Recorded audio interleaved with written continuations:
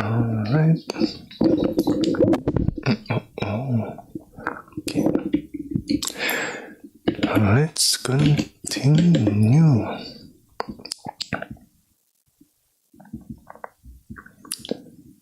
Okay.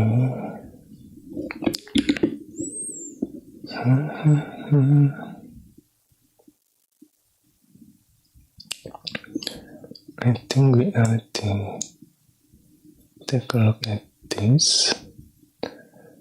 Time sharing and space sharing.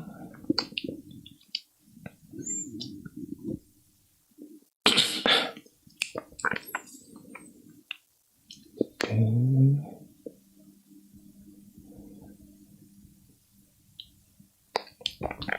Policies.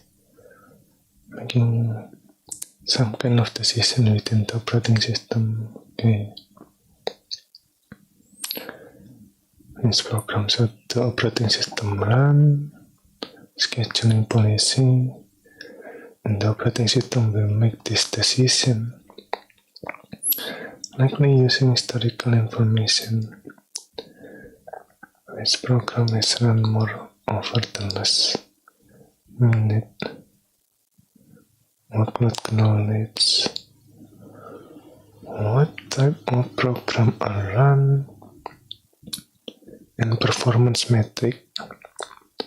Is the system optimizing for interactive performance or throughput to make its decision?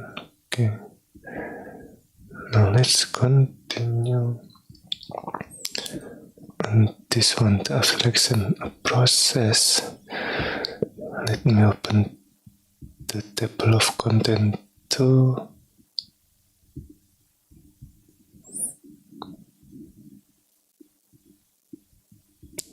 We are in this section, I guess.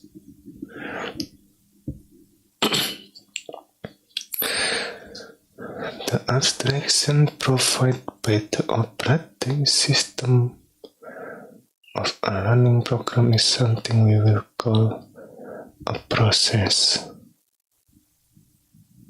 The abstraction provided by the operating system of a running program is something we will call a process.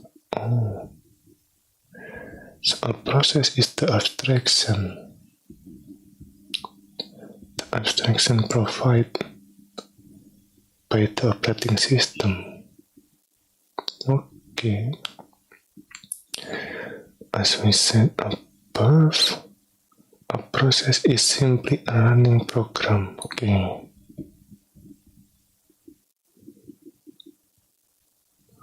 A running program at any instant in time. We can summarize a process by taking an inventory of the different pieces of the system it access or effects during the course of its execution. Okay, we can as a process by taking an inventory of the different pieces of the system it access or effects during the course of its execution. Inventory.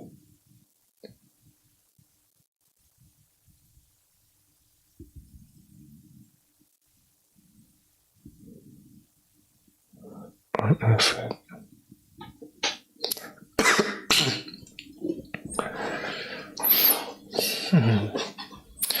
understand what constitutes a process, we thus have to understand its machine state.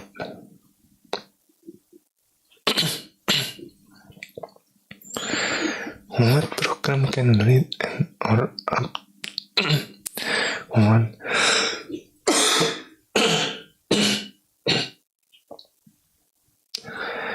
what a program can read or update when it is running at any given time? What part of the machine are important to the execution of the program? Okay. Machine state. When a previous component of machine state that comprise a process is its memory, instruction line in memory, the data that the running program reads and writes it in memory as well. Thus the memory that the process can address called is address space is part of the process.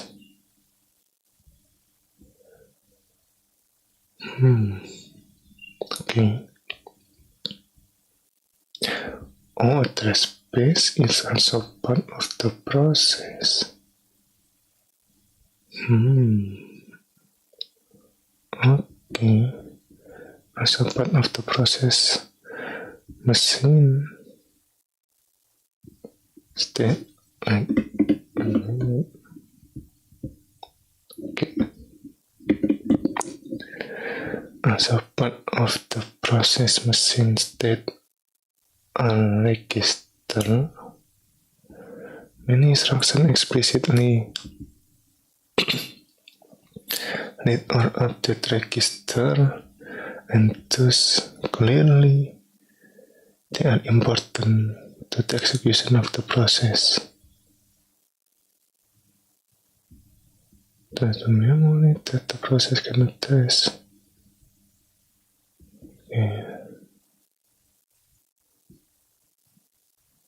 Register. What is register in this mean?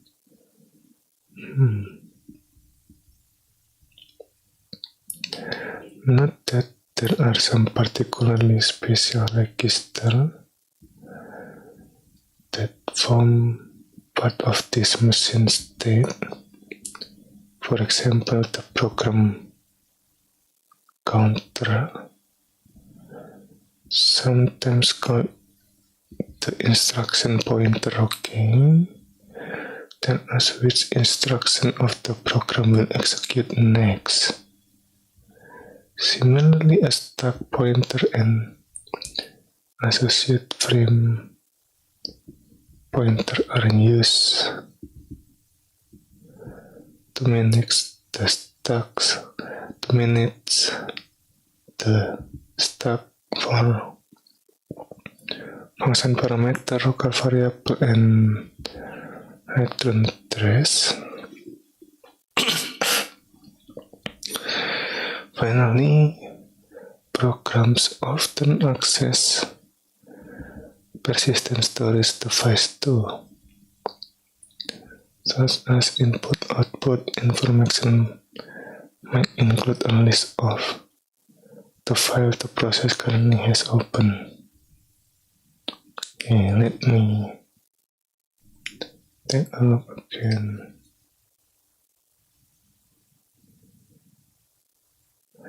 Can summarize a process by taking an inventory.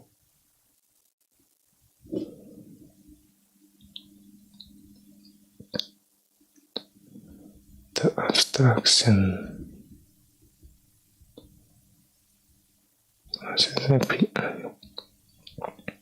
Okay, let's read the tip first. spirit, policy, and mechanism.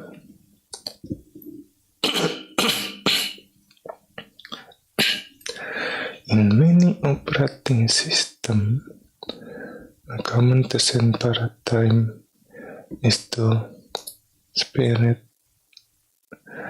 high-level policies from their low-level mechanism.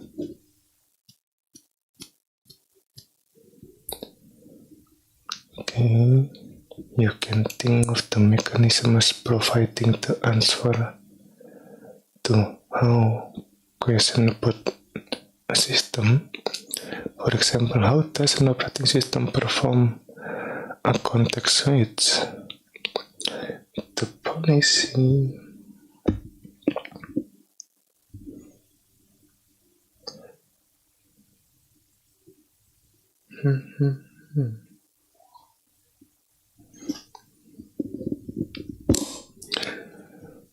the policy provides the answer to which question. For example, which process should the operating system run right now?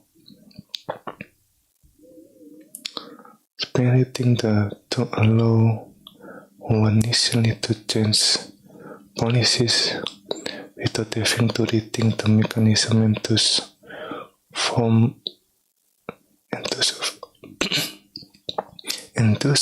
of modularity. General software design principle. Okay. How does operating system perform? Which process? Wait a minute.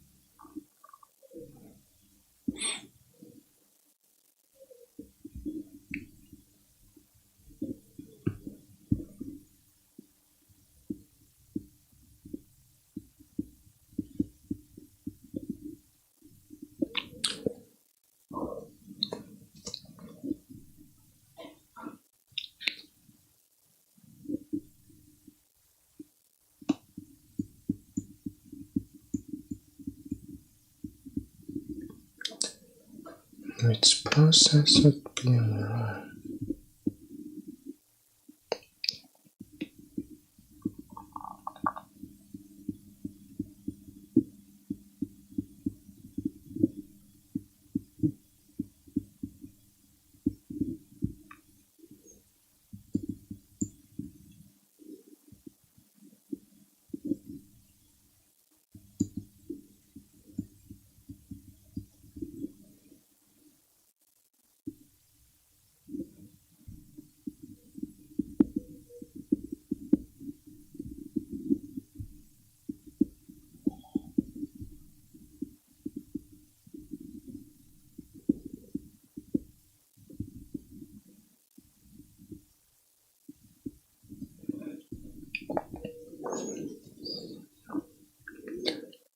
Okay.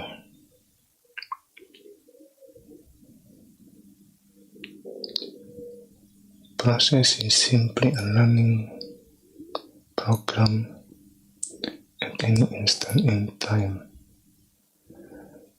taking an inventory of different pieces of the system with access or effect during the course of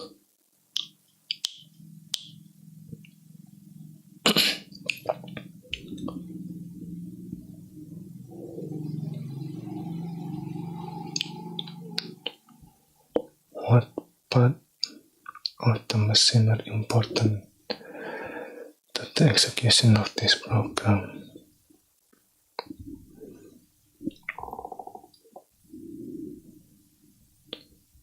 Okay.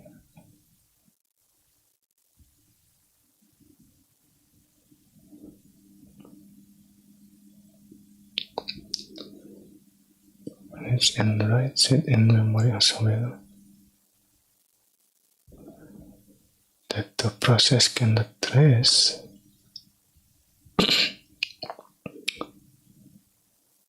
God is a trace space is part of the process.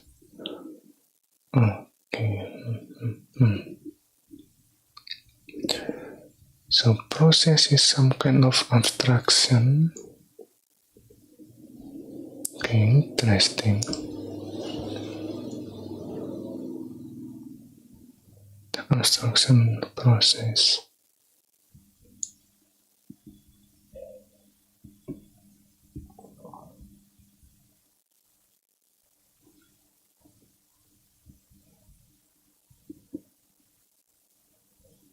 That form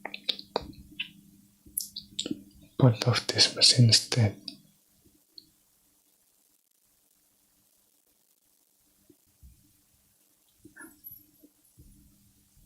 Like Gestalt. Read all of that Registalentus. Yeah, let me take a note first. The abstraction.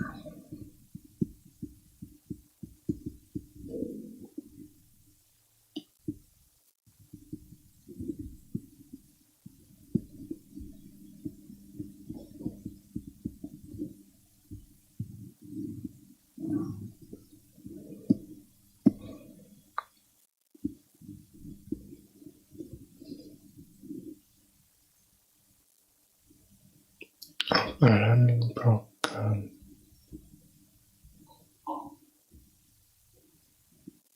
Process is simply a running program at any instant in time.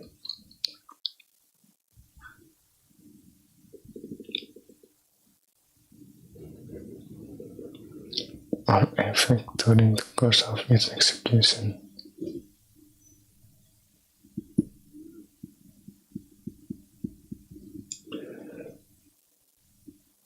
A process is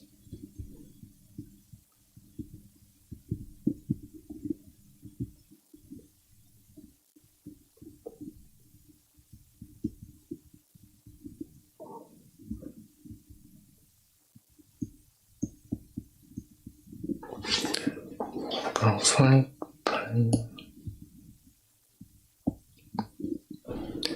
the operating system.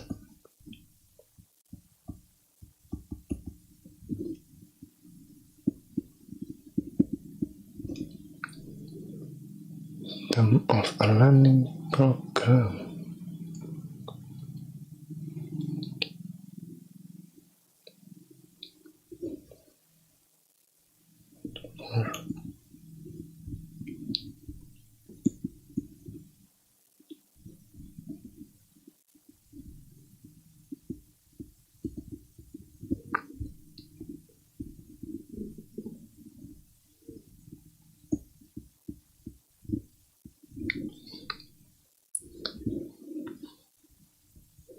We can summarize a process taking an inventory of the different pieces of the system with access or effect during the course of its execution.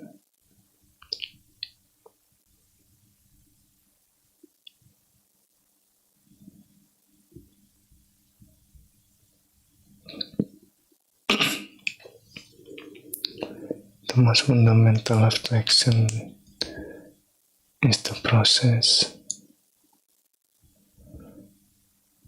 A learning program, okay. The operating system that takes these bytes and gets them learning. One of them wants to run more than one program at once. Okay. In fact, a typical system may be seemingly running tens or even hundreds of processes At the same time, with the CPU is available, one simply runs program. Okay, provide the illusion of many CPU.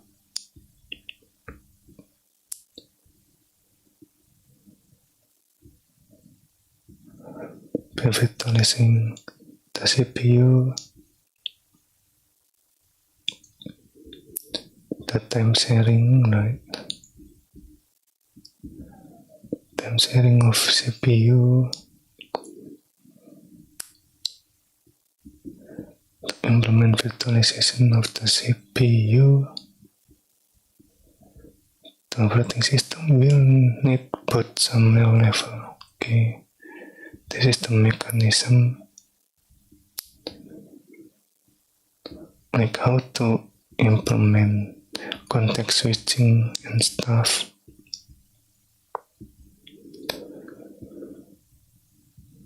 Okay, and then policies,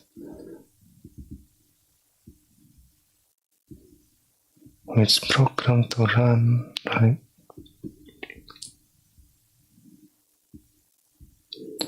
Okay. To understand what constitutes a process, we just have to understand its machine state. What a program can read or update when it is running.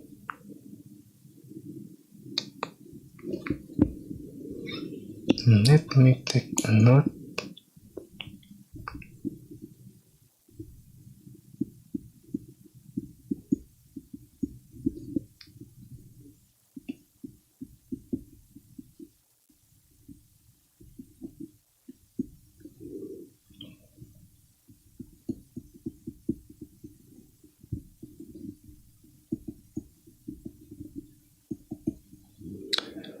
Once to understand what constitutes a process,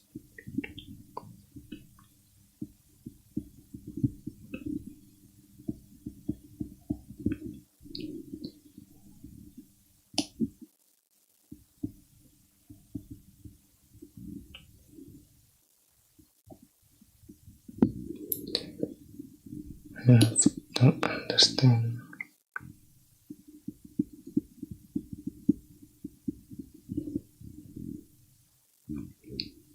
its machine state.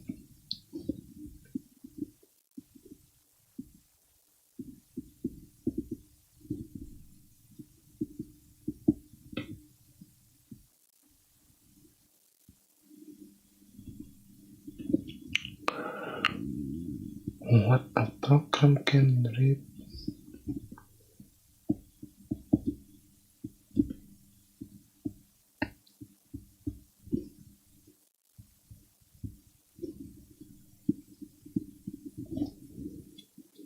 or update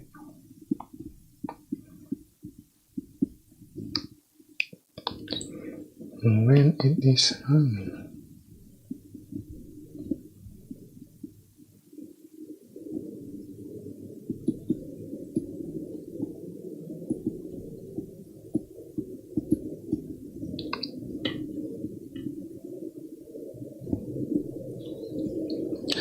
At any given time, what part of the machine are important to the execution of this program?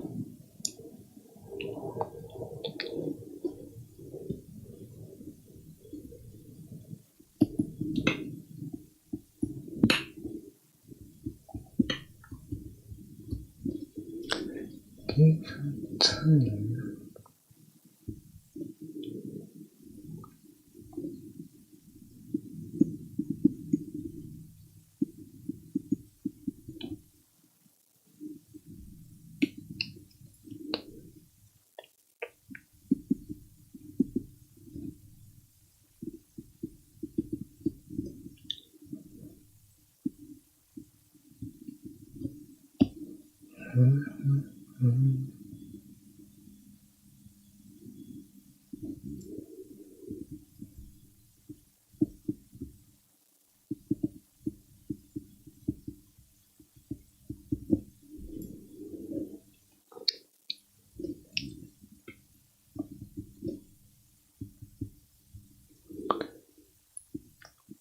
important to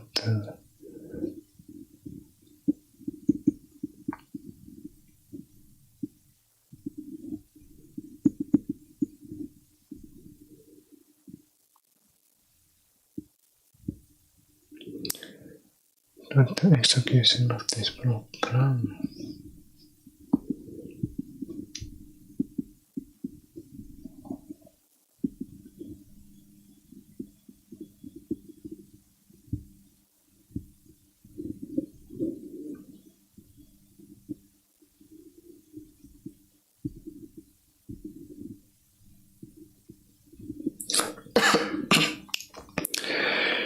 One of the few components of machines that comprise a process is its memory. Okay.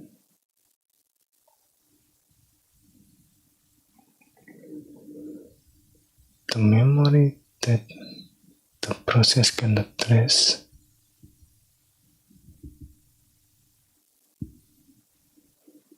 as part of the process. It's address space.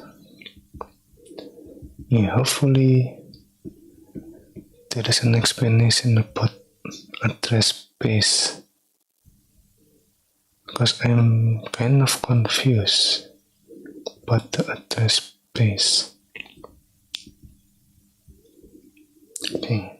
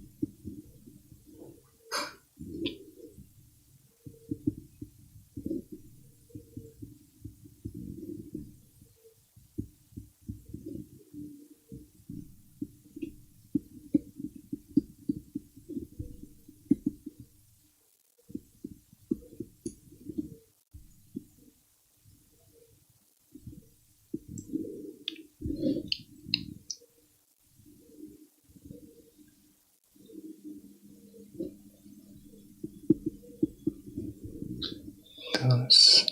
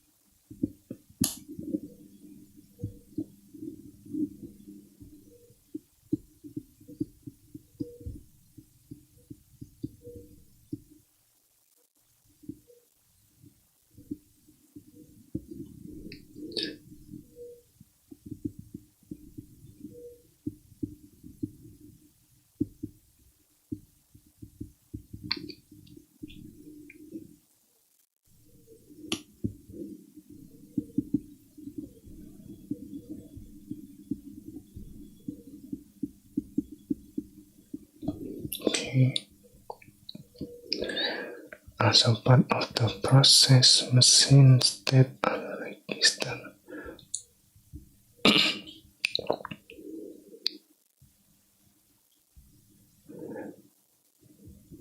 there are some particularly special register that form part of this machine state. The program counter tells us which instruction of the program will execute next. Similarly, a stack pointer and associated frame pointer are used to manage the stack for function parameter. Okay.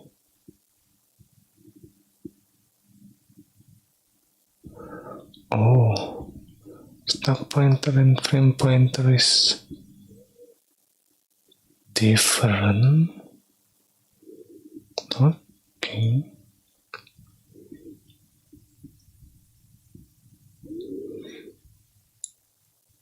Finally, program often access persistent storage device too, such as input-output information, may include a list of the file the process currently has open. Process API. We defer discussion of a real process API until a subsequent chapter. Here we first give some idea of what must be included in any interface of an operating system. Okay, so this is, what is it called? Like a brief introduction maybe. Let me check.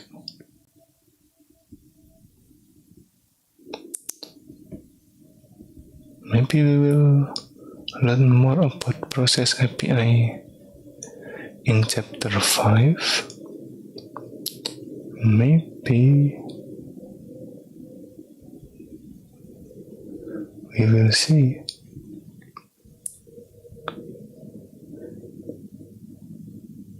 This API in some form are available on any modern operating system.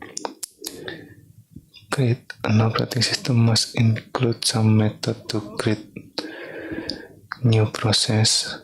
Okay, when you type a command into the shell or double click on an application account, the operating system is invoked to create a new process to run the program you have indicated. Then destroy, as there is an interface for process creation. Systems also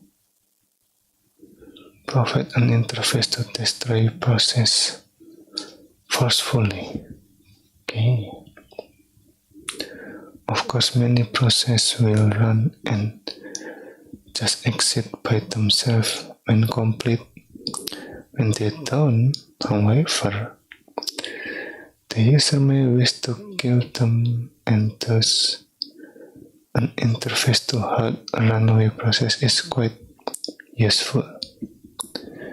Wait.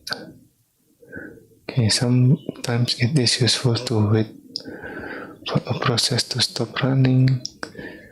Thus, some kind of waiting interface is often provided. Okay, miscellaneous control. Other than killing or waiting for a process, there are sometimes other controls that are possible. Killing or waiting. For example, most operating systems provide some kind of method to suspend a process, stop it running for a while, and then resume it.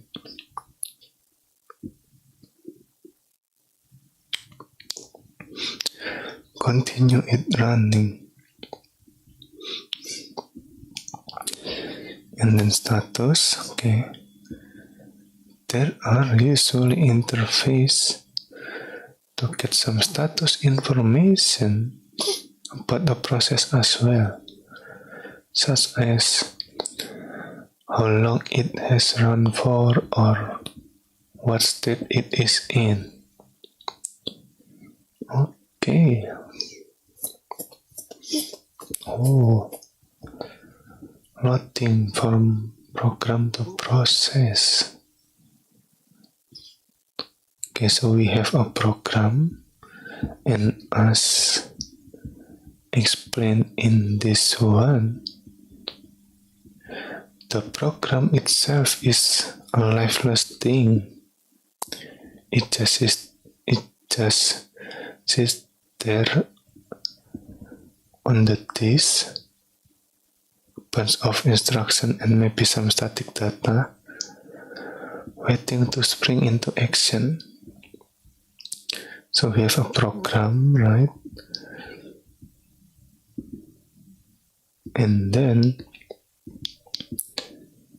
we execute or run the program to create a process, as far as I understand that.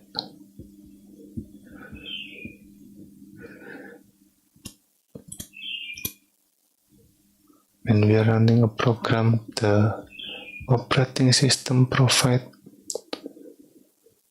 the instruction of the process to run the program, maybe something like that.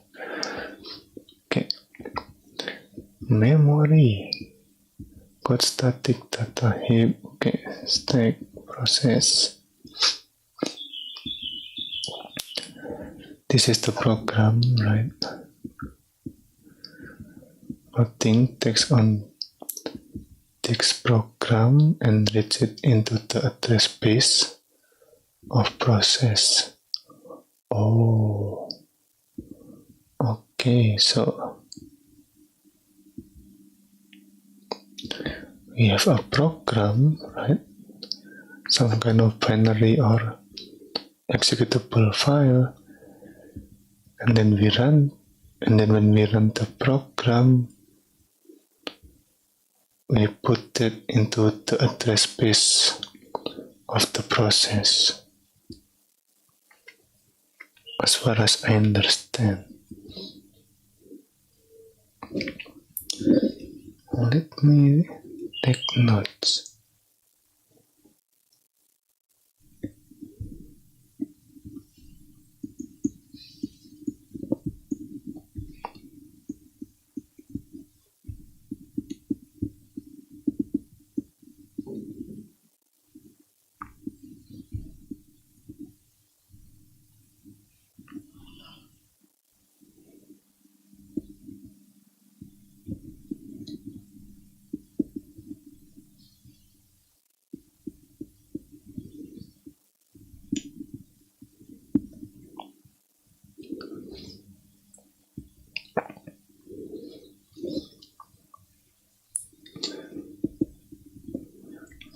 The program.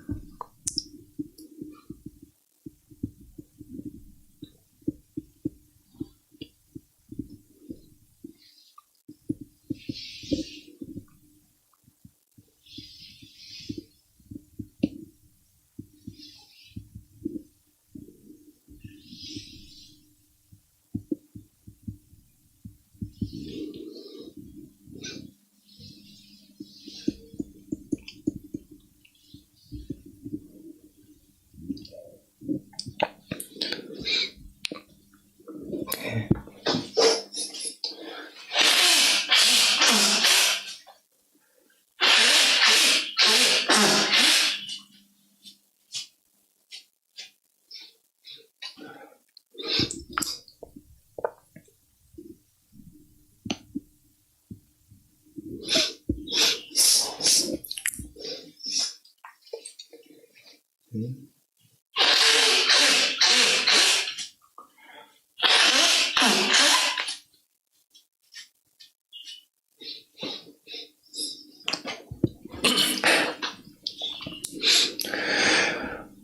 process creation.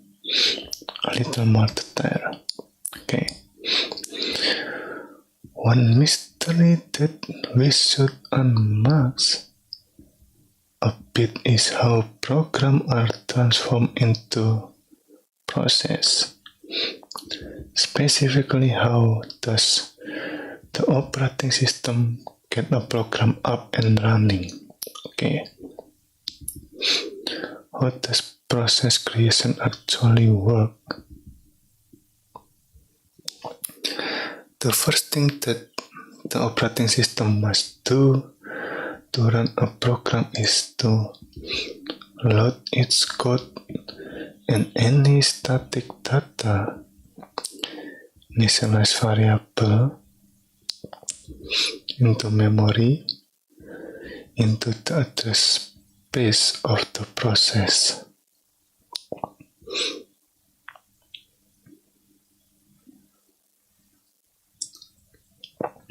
Okay, programs initially reside on disk or in some modern system, flash-based SSD in some kind of executable format, right?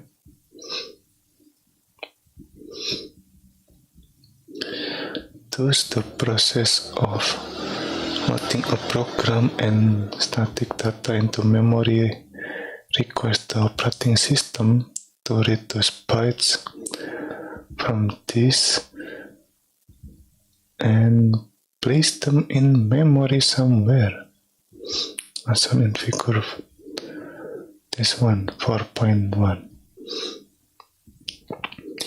In early or simple operating system, the loading process is done eagerly,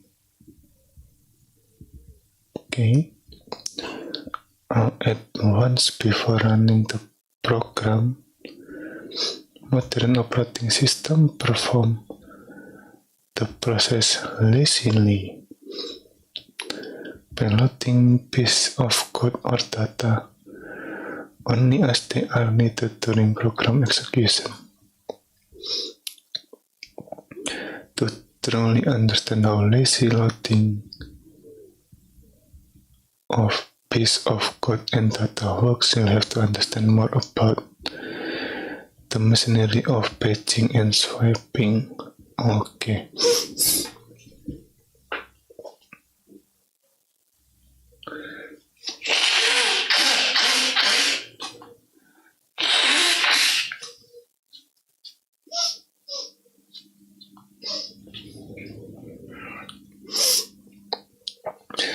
Topics we will cover in the future when we discuss the virtualization of memory.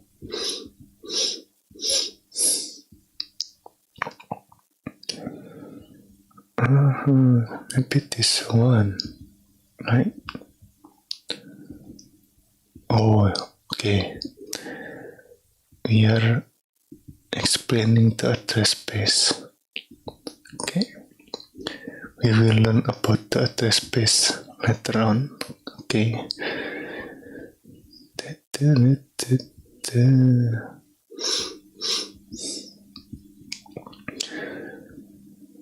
cover in the future when we discuss the virtualization of memory.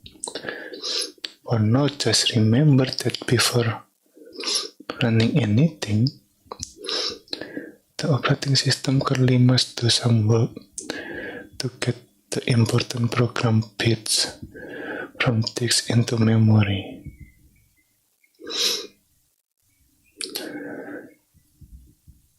Before running to anything,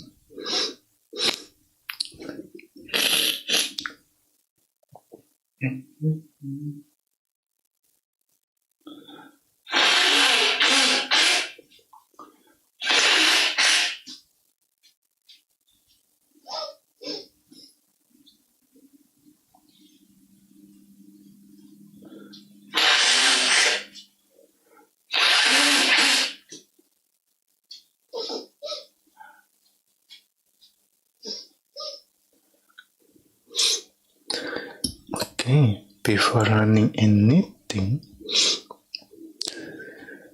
the operating system clearly must do some work to get the important program bits from disk into memory. Once the code and static data are loaded into memory, there are a few other things the operating system needs to do before running the process. Some memory must be allocated for the programs, runtime stack, or just stack. Okay.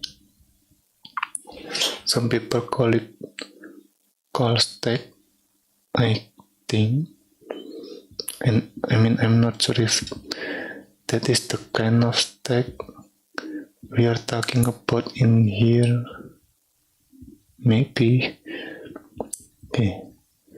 Allocate runtime stack. As you should likely already know, C program use the stack for local variable, function parameter, and return address. Okay. The stack in here might be similar to the call stack, or maybe the frame stack.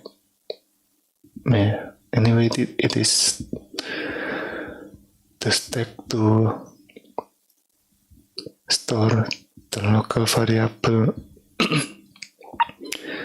and the function information, maybe something like that. The operating system allocates this memory and gives it to the process.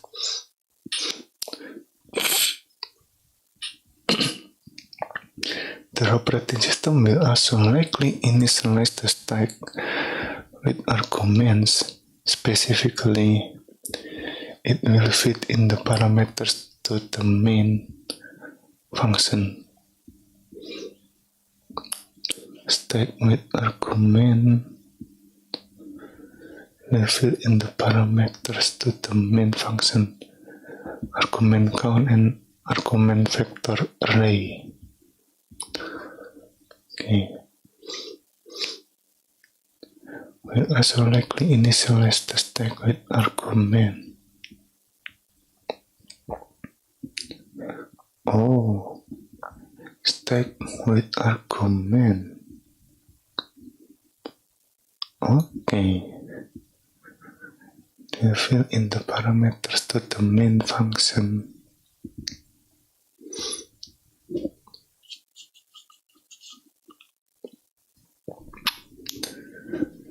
The operating system may also allocate some memory for the program's heap. In C, the heap is used for explicitly request dynamically allocated data.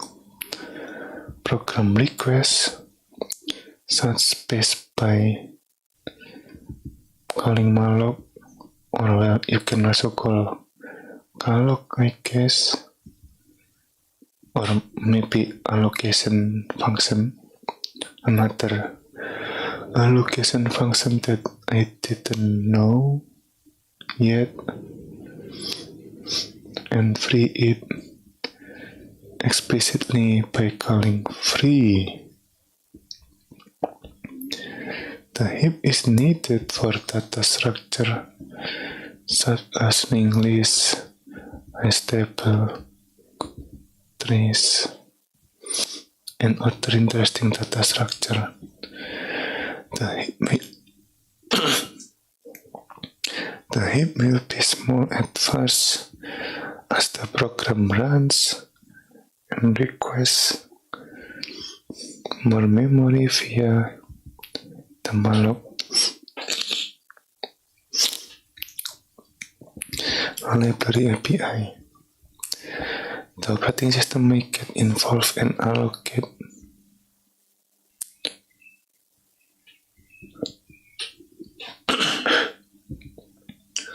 as the program runs and requests more memory via malloc.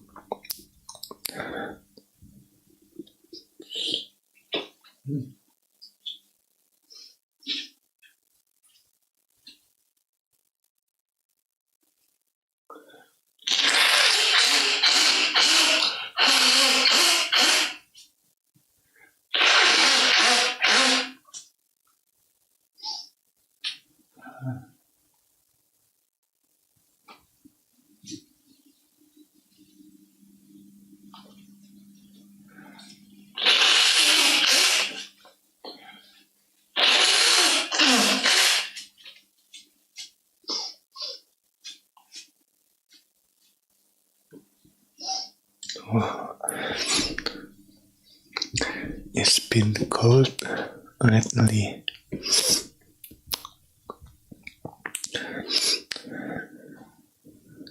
As the program runs and requests more memory via the malloc library API, the operating system may get involved and allocate memory to the process to help satisfy such call.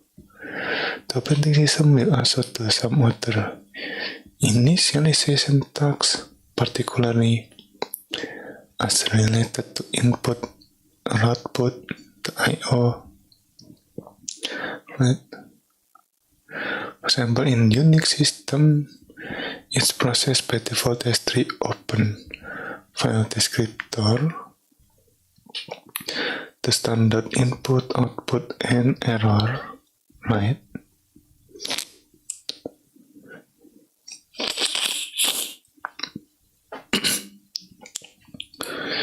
This descriptor let program easily read input from the terminal and print output to the screen. We will learn more about input-output file descriptor, okay, and the like in the third part of this book. Persistence, okay. By loading the code and static data into memory, by creating and initializing a stack, okay, and by doing other work as related to input-output setup, the operating system has now finally set the state for program execution. It thus has one last task to start the program running at the entry point, namely main. Okay, by loading code and static data into memory, creating and initializing a stack, and by doing other work as related to input-output setup, the operating system has now set the stage for program execution. Oh.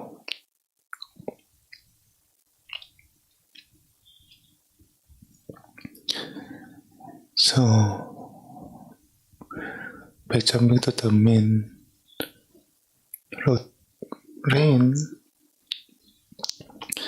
routine through a specialized mechanism that we will discuss next chapter, the operating system transfers control of the CPU to the newly created process, and thus the program begins its execution.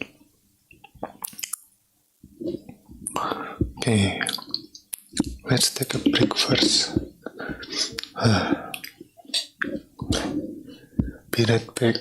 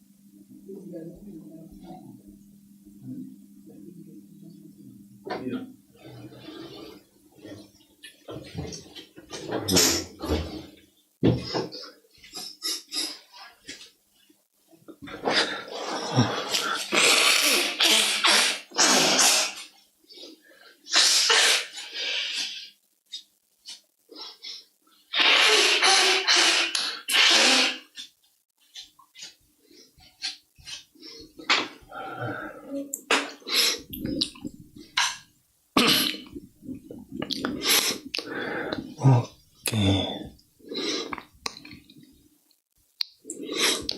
So there are a few steps before we actually start the program, right?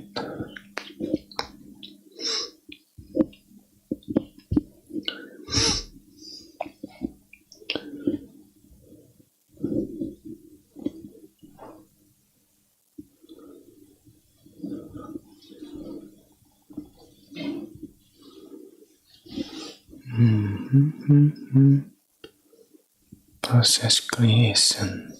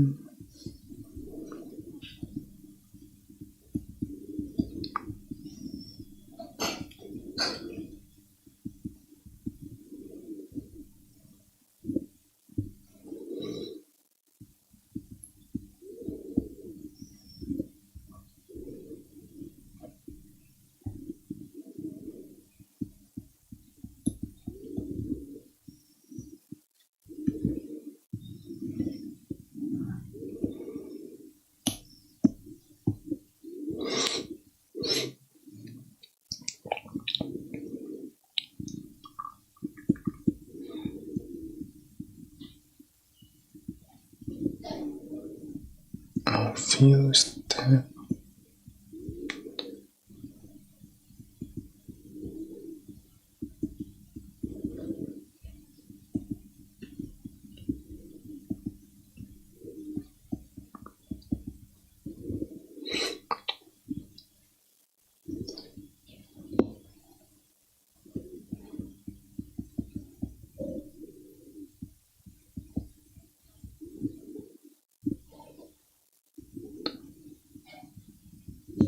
Before.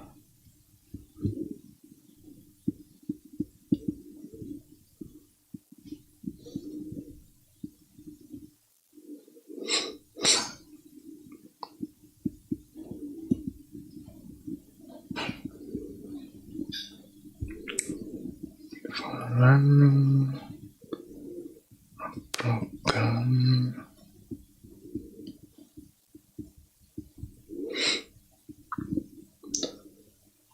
Hello, Apple. Welcome back. Okay. I cannot control what appears in your homepage. Yeah, it depends on YouTube. Okay.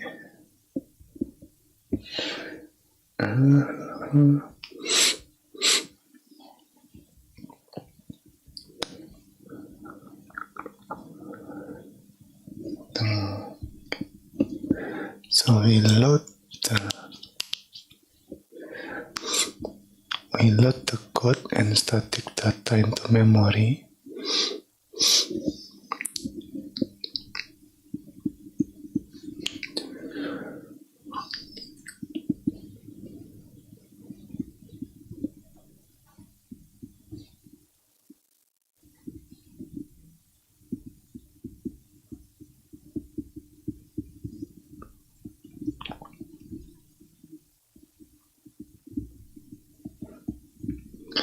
And static data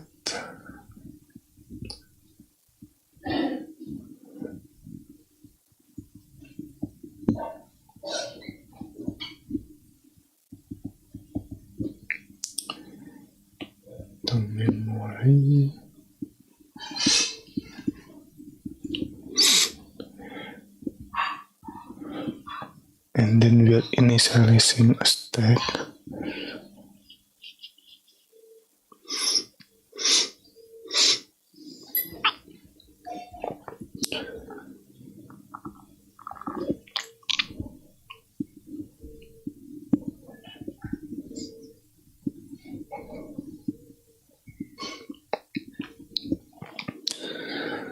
Allocate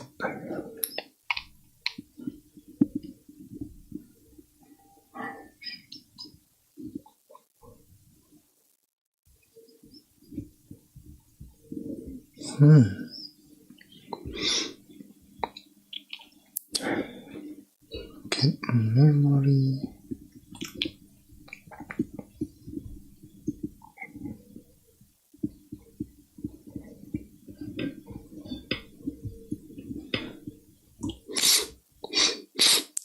allocate memory for the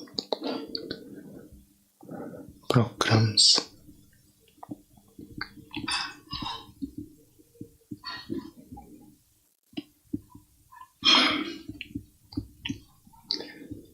Runtime stack, okay.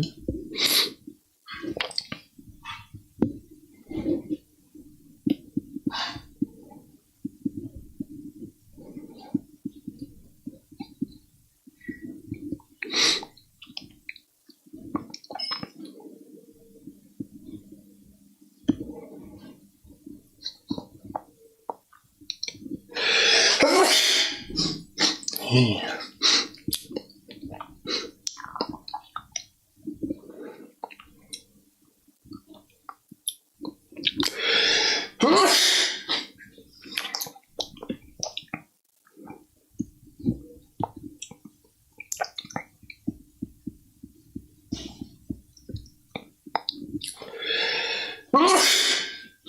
Oh.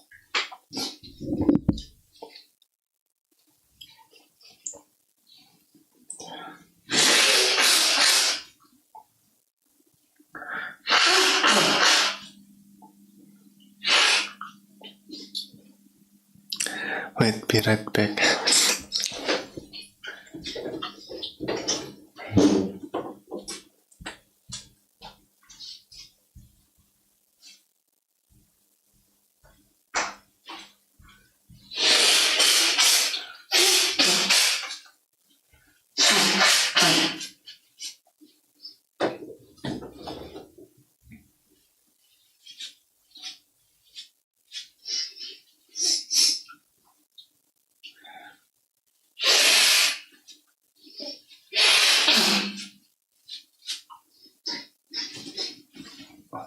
Okay. Oh, it's been cold.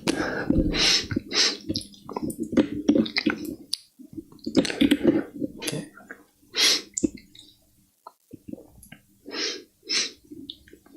Just take.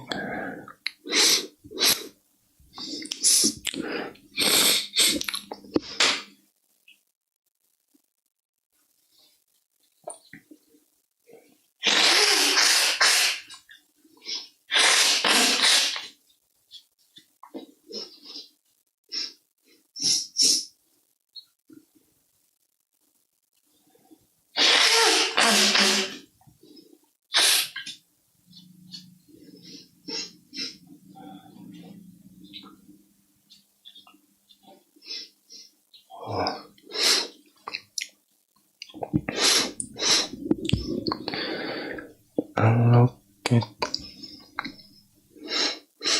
memory for the allocate memory for the program runtime stack or stack. Okay.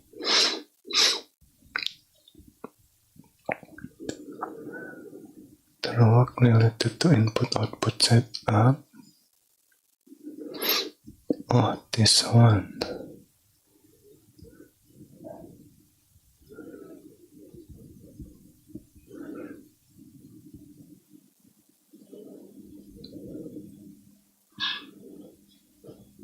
Open file descriptor.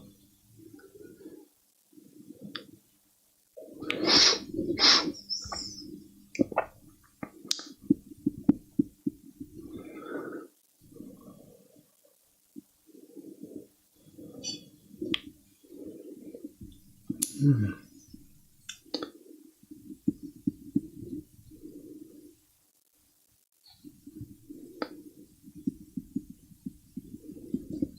tree default.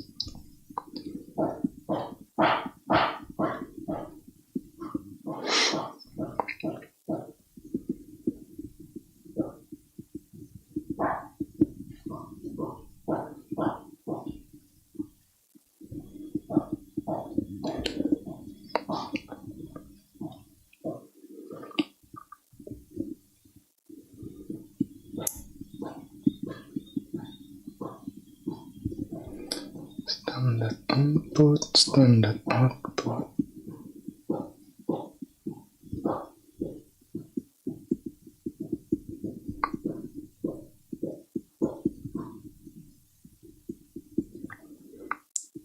And standard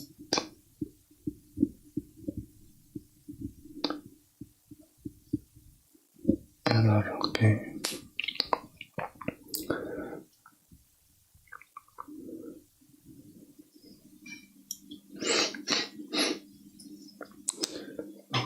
Set up.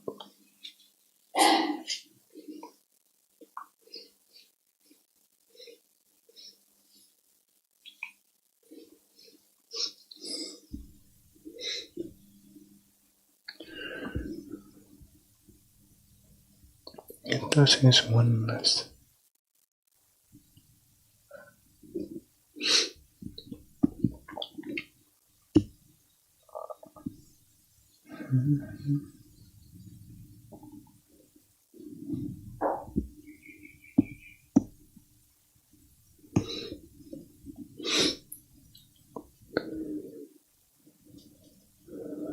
Start program running at the entry point.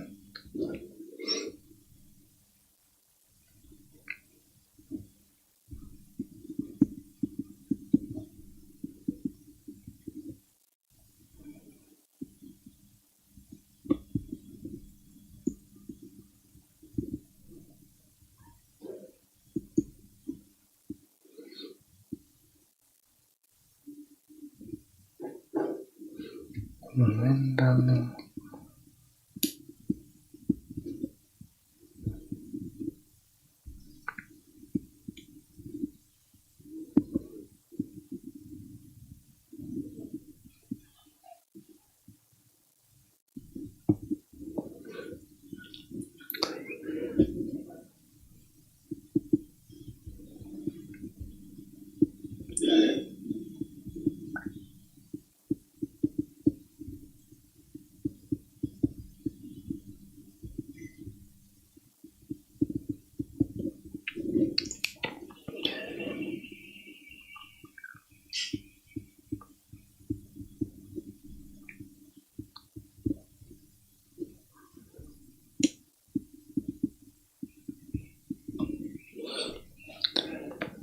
Jumping to the main routine through a specialized mechanism that we will discuss next chapter. The operating system transfer control of the CPU to the newly created process, and thus the program begins its execution. To the newly created process. Thus the program begins its execution. Okay.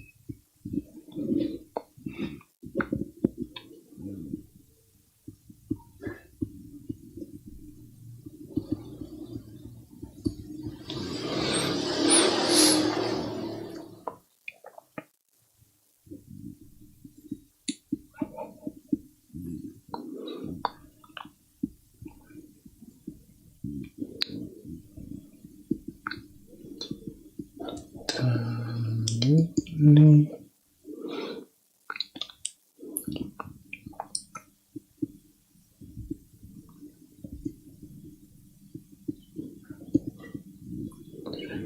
created process.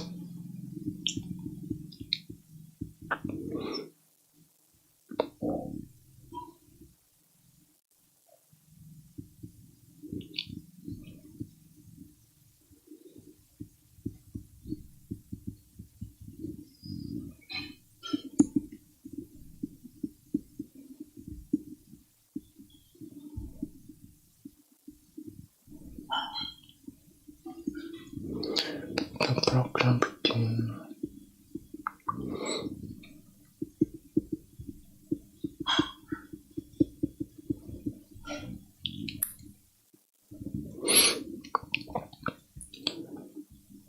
Okay, the process state.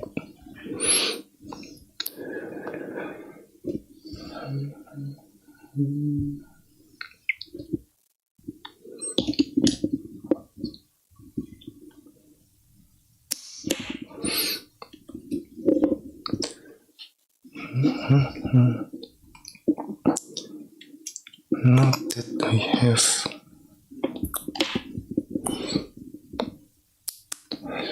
some idea of what a process is, we will continue to refine this notation and roughly how it is created. We have some idea of what a process is, so we will continue to refine this notion, okay? And roughly how it is created. Let us talk about the different state. A process can be at different state. A process can be in at a given time. The notion that a process can be in one of these states arose in early computer system. In a simplified view, a process can be in one of three states. Okay. Running.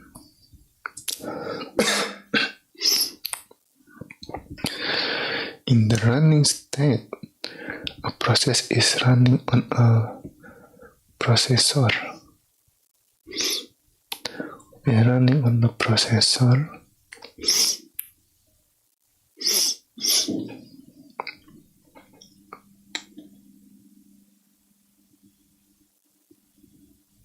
Okay. This means it is executing instruction.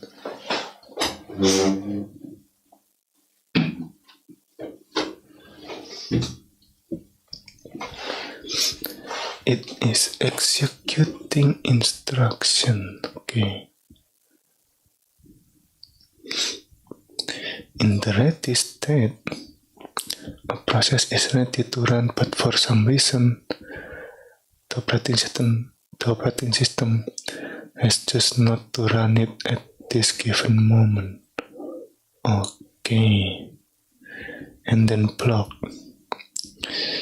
In the block state, a process has performed some kind of operation that makes it not ready to run until some other event takes place. Makes it not ready to run. Some kind of operation that makes it not ready to run until some other event takes place. Oh, it is different from the ready state. Okay, interesting.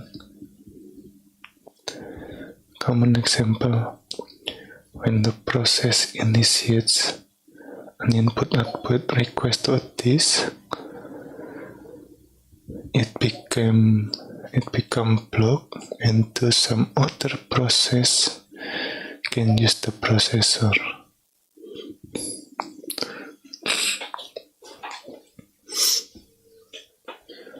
Okay, running and then the schedule ready.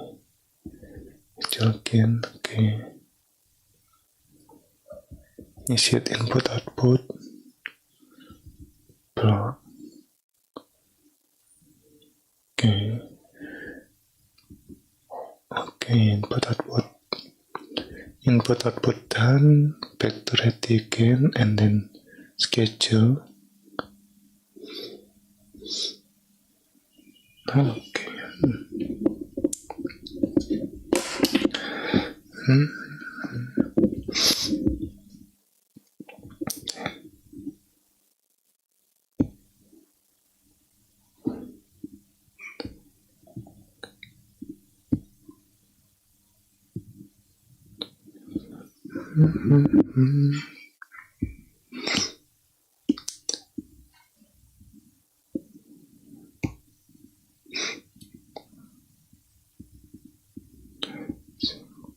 Fine.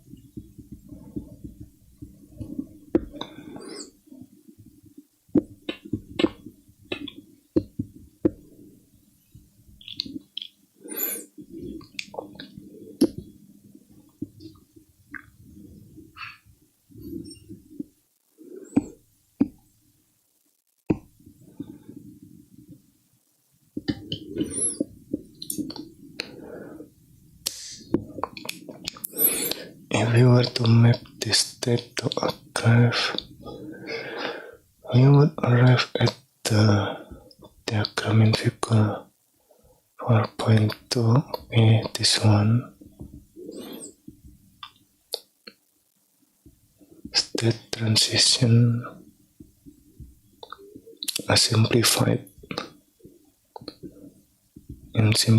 view.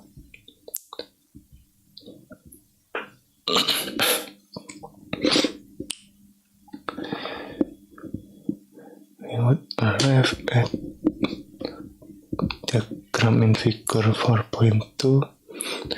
As you can see in the diagram, a process can be moved between the ready and running state at the discretion of the operating system. Being moved from ready to running means the process has been scheduled. Being moved from running to ready means the process has been descheduled. When a process has become blocked, by initiating an input-output operation, the operating system will keep it as such until some event occurs. Input-output completion. At that point, the process moves to the ready state again, and potentially immediately to running again. If the operating system so decide, let's look at an example of how the process make transition through some of this state.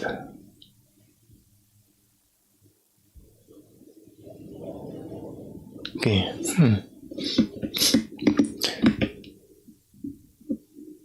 Wait a minute. So let's say that we run a Python REPL, right?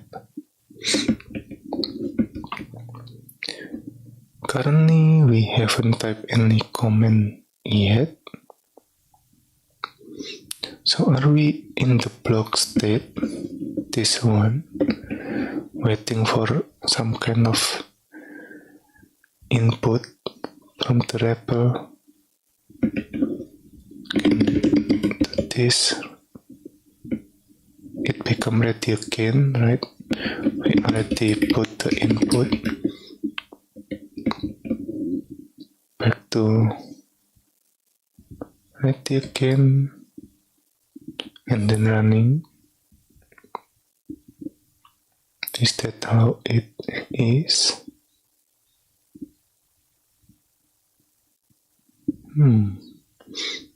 Maybe. I'm still not sure.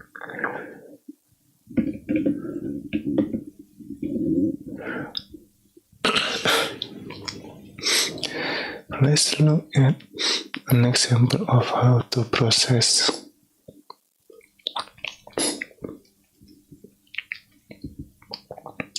mic transition. Hello.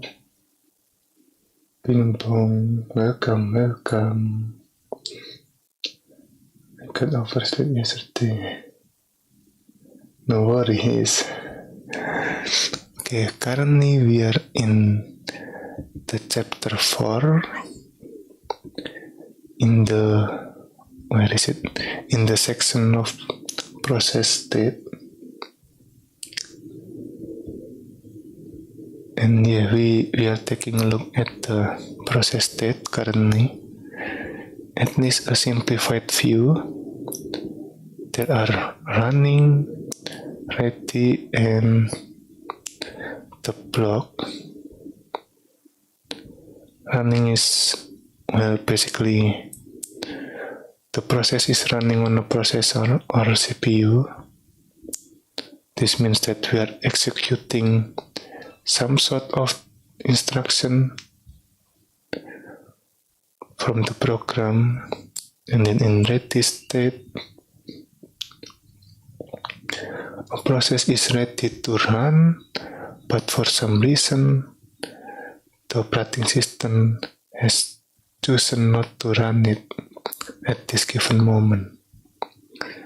It is ready to run, but we haven't executed the instruction yet. And then the block state, the process have performed some kind of operation, is executing some kind of instruction, but it is not ready to run. Some kind of operation that makes it not ready to run until some other event take place. Common example, like initiate input output request to add this become block, and do some other process can use the processor. I'm kind of thinking maybe that is what happened with this Python wrapper, Right, before we, before we give the input to the wrapper, we might be in the block state. So we are not moving to other instruction yet. And well, the operating system assign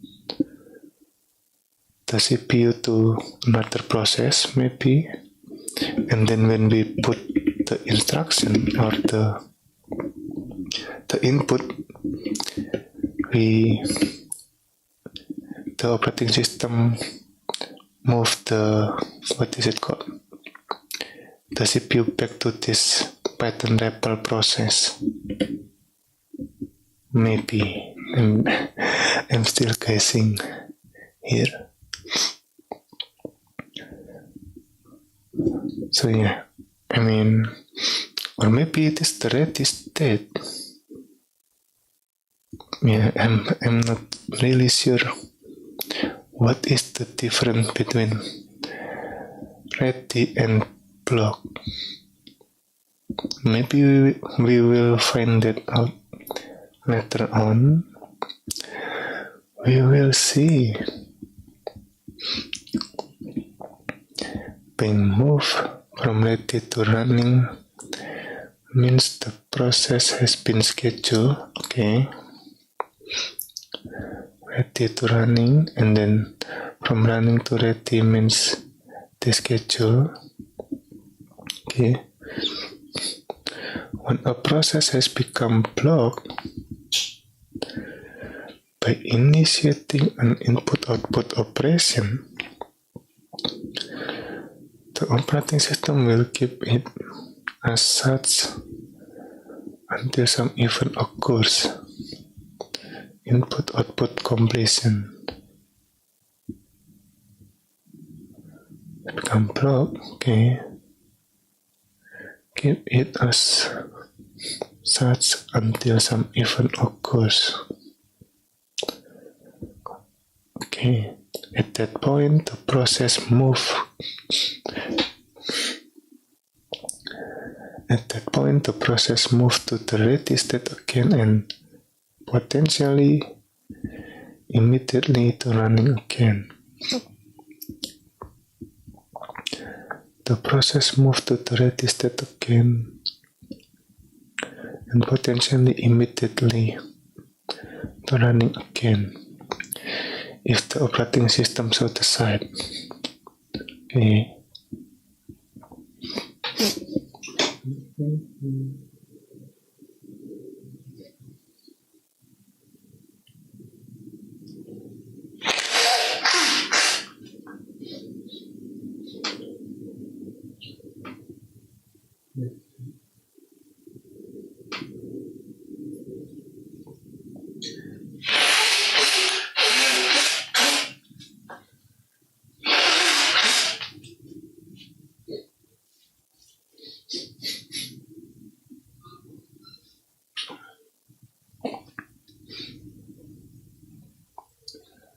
What time do you usually start your stream?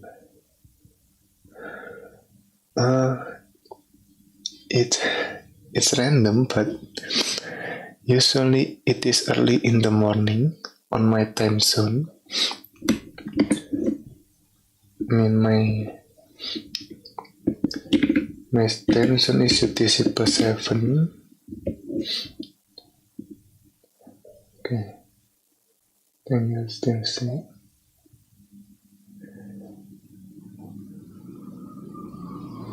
Yeah, I'm still a little bit sick. Thank you.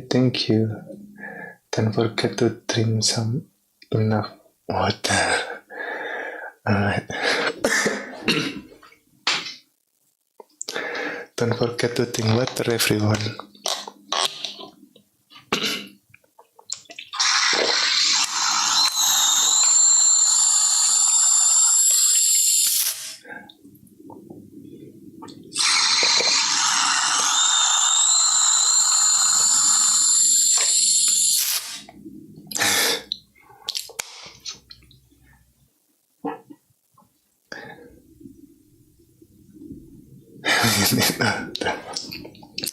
Yeah, water is important,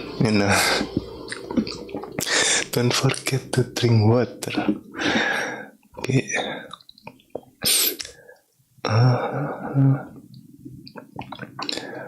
First, imagine the process running.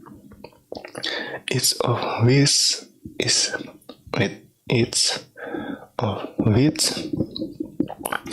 only use the CPU.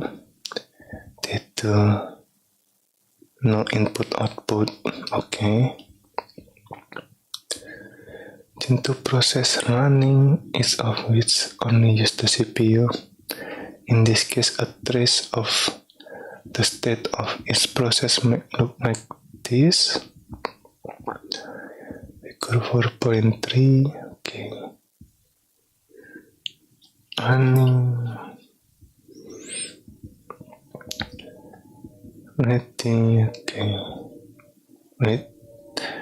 two process running. Okay, we have two process, right? Make transition through. Okay. Okay. This is the process 0 and this is the process 1. Well, let's just say that this is the first process and this is the second process. Is that it? Oh, no. Okay. In this one, okay. This is the first process and then this is the second process. We are running the first process, okay. But the second process have not run yet. So it is waiting. And then after the first process done, right? We are running the second process. Okay. Tracing process state, CPU only, okay.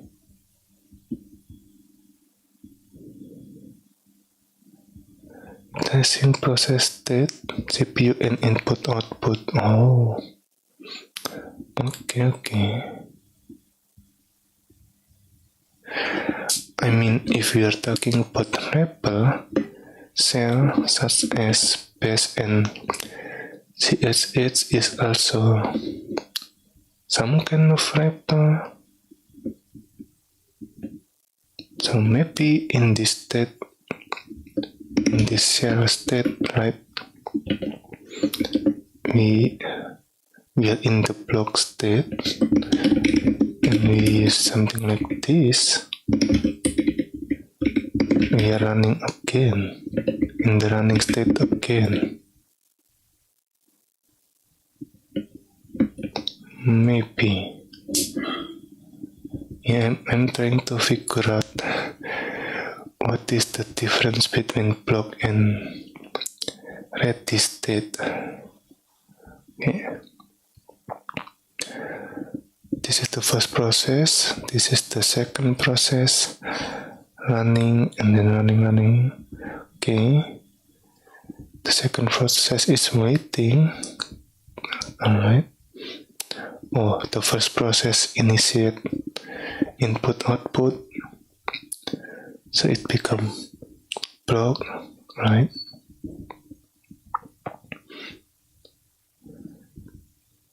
The first process is block. So the second process running. Oh, when the first process input output done,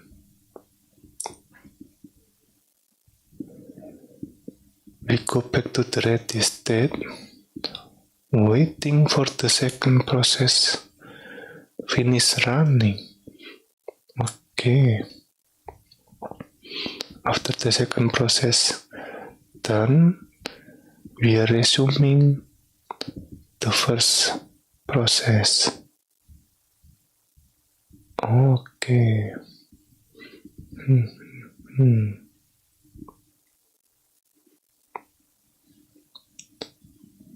So this is a glimpse of the context switching that we talked about previously. Where is it?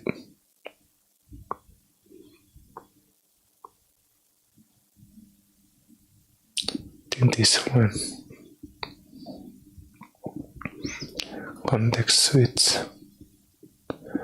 To stop running one program and start running another on a given CPU.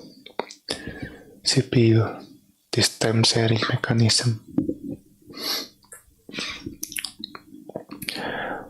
But the context switch might be very fast, because we rarely see what is it called? See the block already state. Maybe we will see. In this next example, the first process issue an input-output after running for some time. At that point, the process is blocked, giving the other process a chance to run. Figure 4.4 show address of this scenario. Okay, this one, right? Okay, so at least we know that we might be not immediately running after the block state. Okay.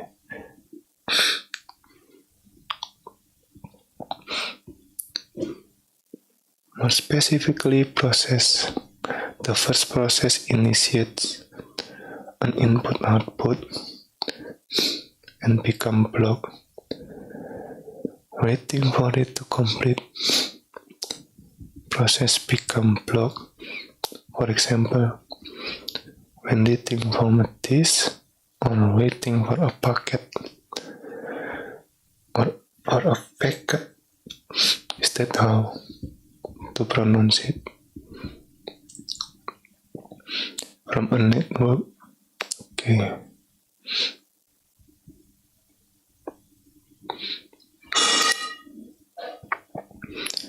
The operating system recognizes process. The first process is not using the CPU and start running process. The second process, while the second process is running, the input-output complete, moving the first process back to ready. Finally, the second process finish, and the first process run and then is done. Note that there are many decisions the operating system must make. Even in this simple example, first the system had to decide to run the first process, while the second process, while the first process issue an input-output. Doing so improve resource utilization by keeping the CPU busy. Okay. Second, the system decided not to switch back to the first process when its input-output complete. It is not clear if this is a good decision or not, right? That's what I'm wondering. Or after we are done with the input-output, we are not immediately switch back to the first process. I mean, again, it might be depend on the policy. Where is it? This one, policies for making some kind of decision within the operating system, right? Which program should the operating system run? So it depends. Maybe when we make a policy to prioritize the first process, when the input-output is done, we will immediately switch back to the first process, and then this process become ready again rather than running. Maybe. Okay. system decides not to switch back. Okay, it is not clear if this is a good decision or not. What do you think? This type of decision are made by the operating system scheduler, a topic we will discuss a few chapters in the future.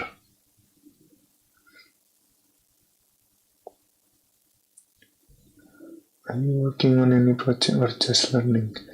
I'm just learning. I haven't had any project related to operating system yet, but again, we might have some homework here.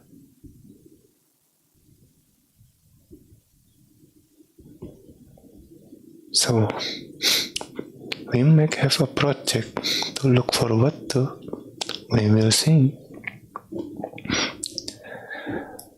Data structure.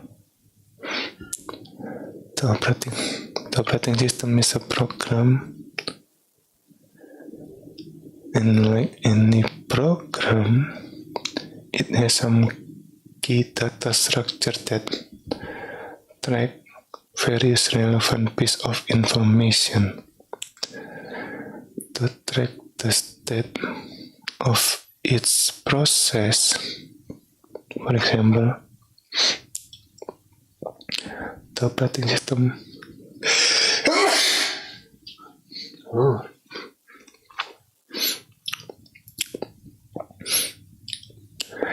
the operating system likely will keep some kind of process list. Okay.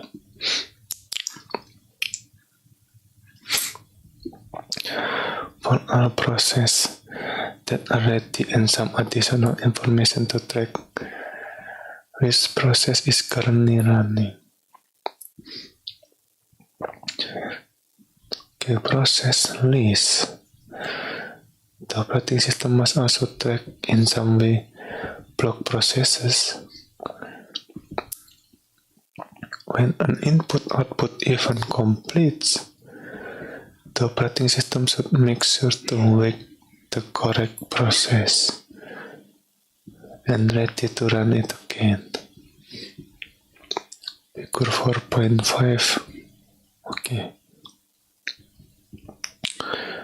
Figure 4.5 show what type of information an operating system needs to track about its process in the x86 kernel. Okay. So what type of information an operating system needs to track about its process in the x86 kernel? Similar process structure exists in real operating systems such as Linux, Mac OS X, or Windows. Look them up and see how much more complex they are. From the figure, you can see a couple of important pieces of information the operating system tracks about a process. Okay. The register context will hold for a stop process. Wait a minute. The register context will hold for a stop process the content of its register. When a process is stopped, its register will be saved to this memory location. By restoring this register, placing their value back into the actual physical register, the operating system can resume running the process. Okay, the context switch in the future chapter. Hold on a minute.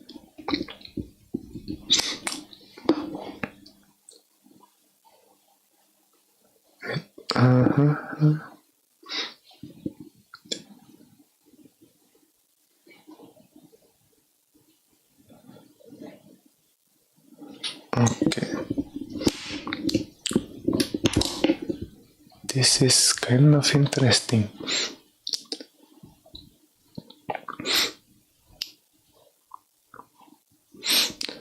The register context will hold the content of its register. The stop process content of its register. Okay.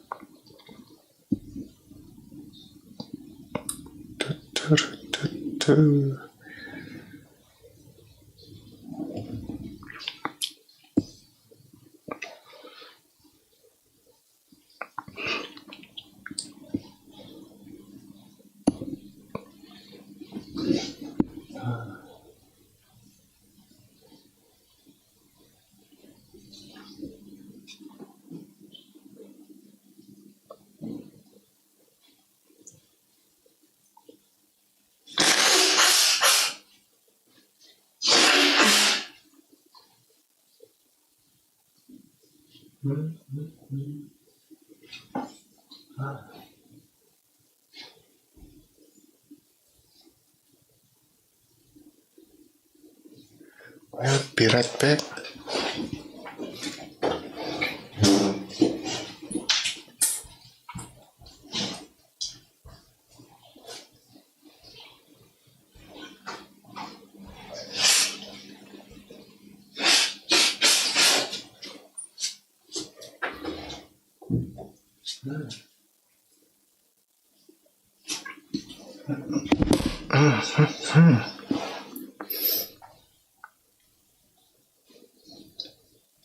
I have a class at 7:30 a.m. I just want to sleep all day before going back to college. Well, sleeping all day might not be good for your health. So yeah.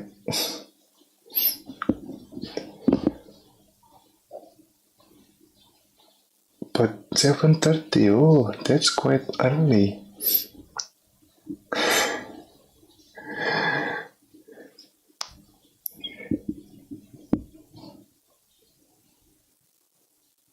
Oh, hello, Anthony. Welcome. Yeah, currently we are trying to learn operating system. And well, let me check. Okay. So when we stop a process, right,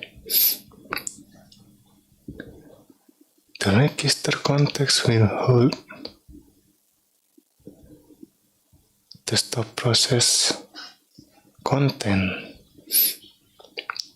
Is that it? Okay, let me check this. The register xv6 will save and restore to stop and subsequently restart a process.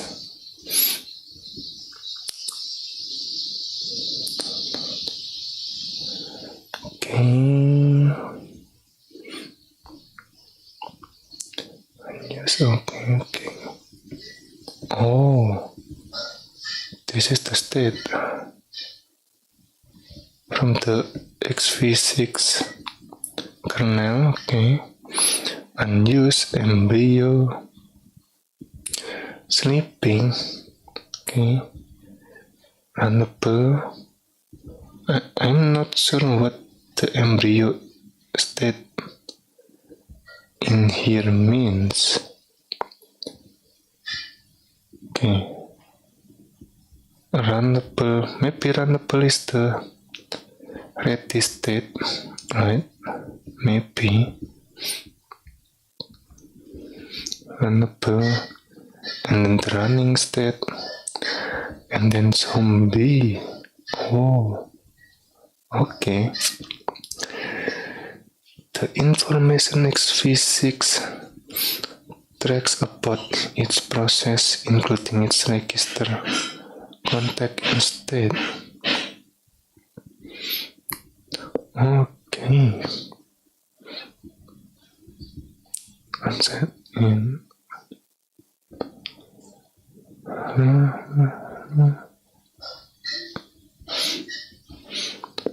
Alright. Start of the process. Start of process memory, sorry.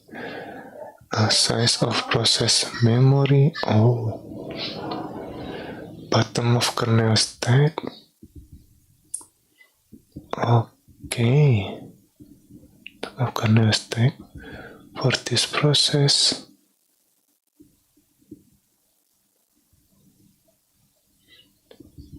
Process state. Okay, this one, the enum one, right?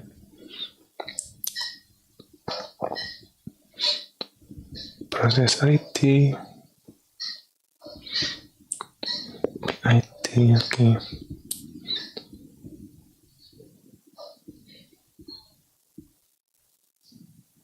The parent process, alright. If not zero, sniping on Chan, the channel maybe. Not zero has been killed.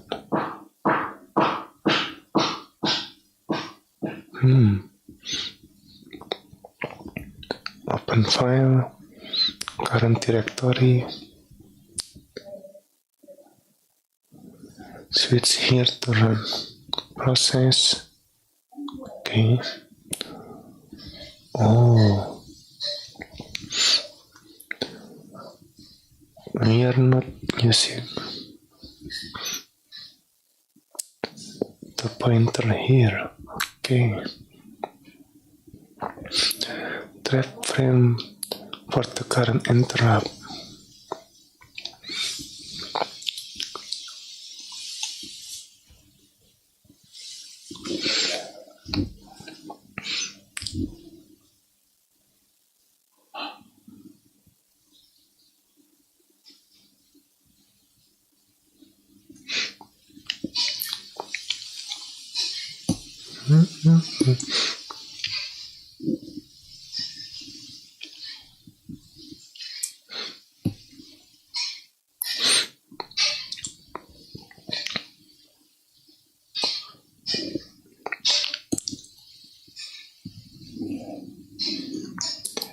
Wait a minute.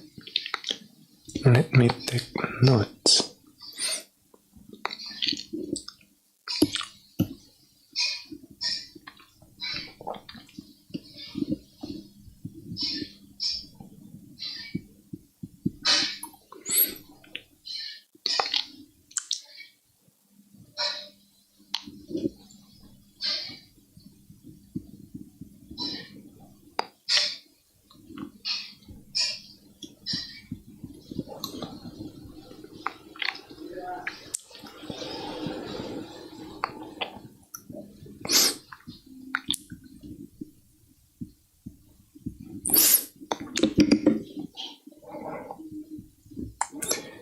When we switch process,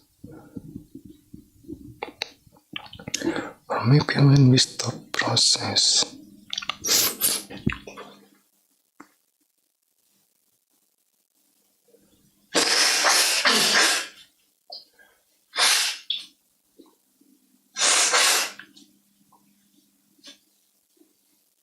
Okay.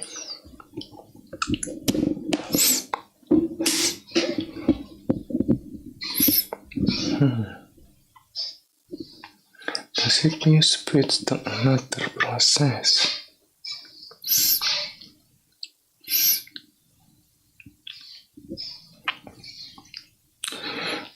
Welcome to the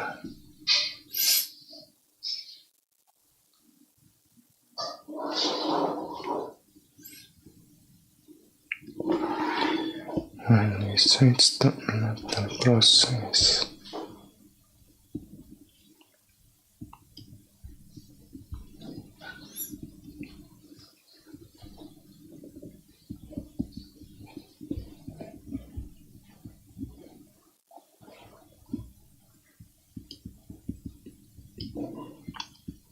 Metal process again.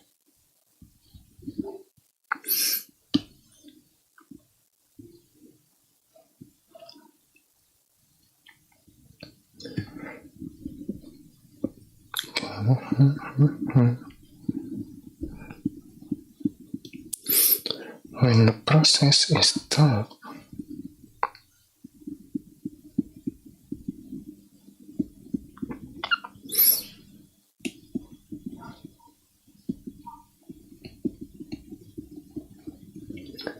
okay.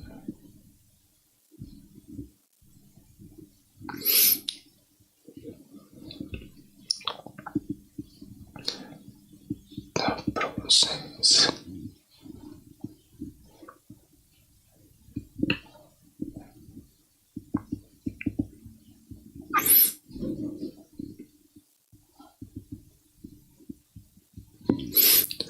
Will be safe.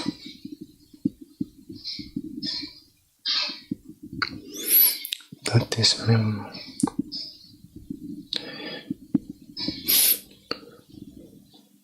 That the register context.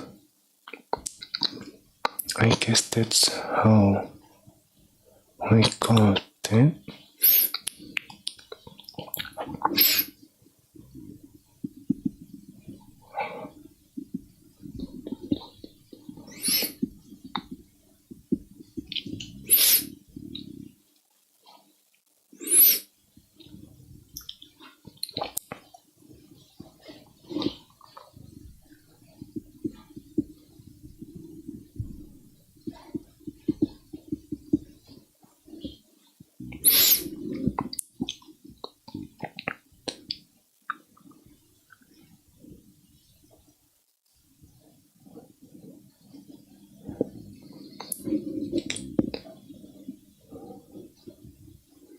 Context.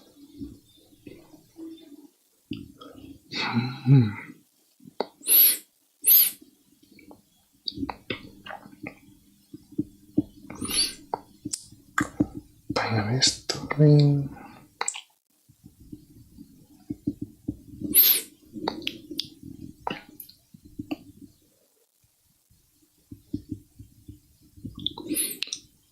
this register,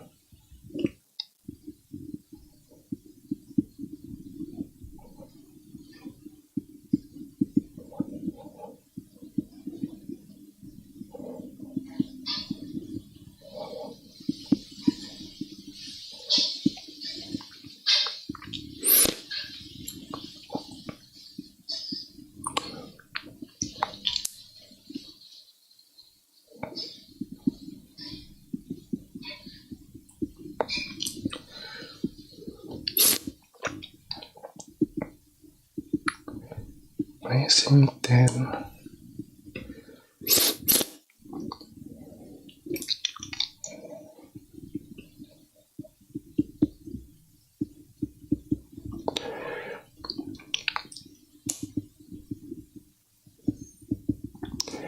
into the actual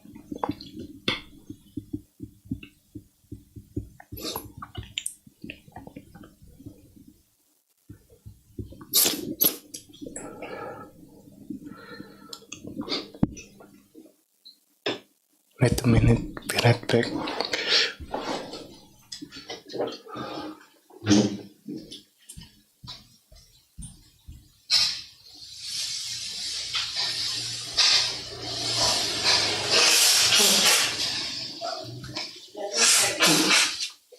Ke sini.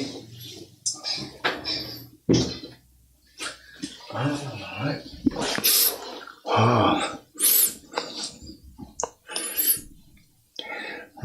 passing their value back into the actual physical register.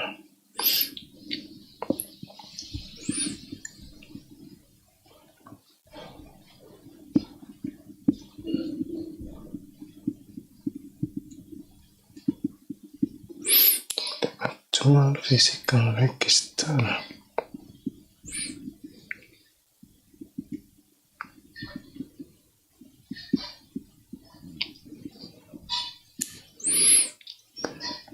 The operating system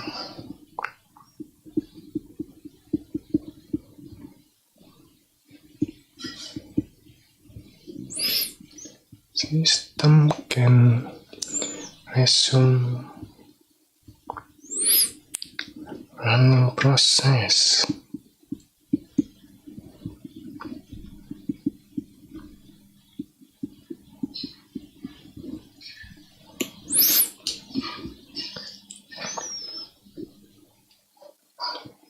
The running process, the minute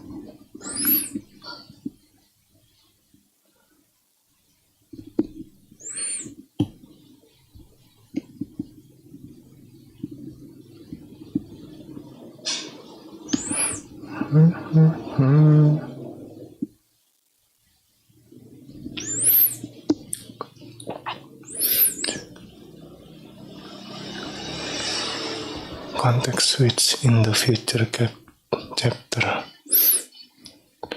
Then we can also see from the figure that there are some other states a program can be in beyond running ready and block. Right, what is the block?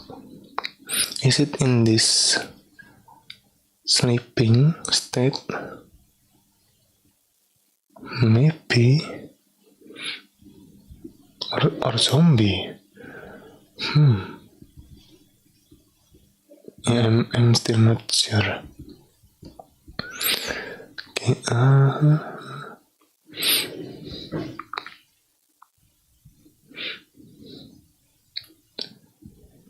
sometimes a system will have an initial state that the process is in.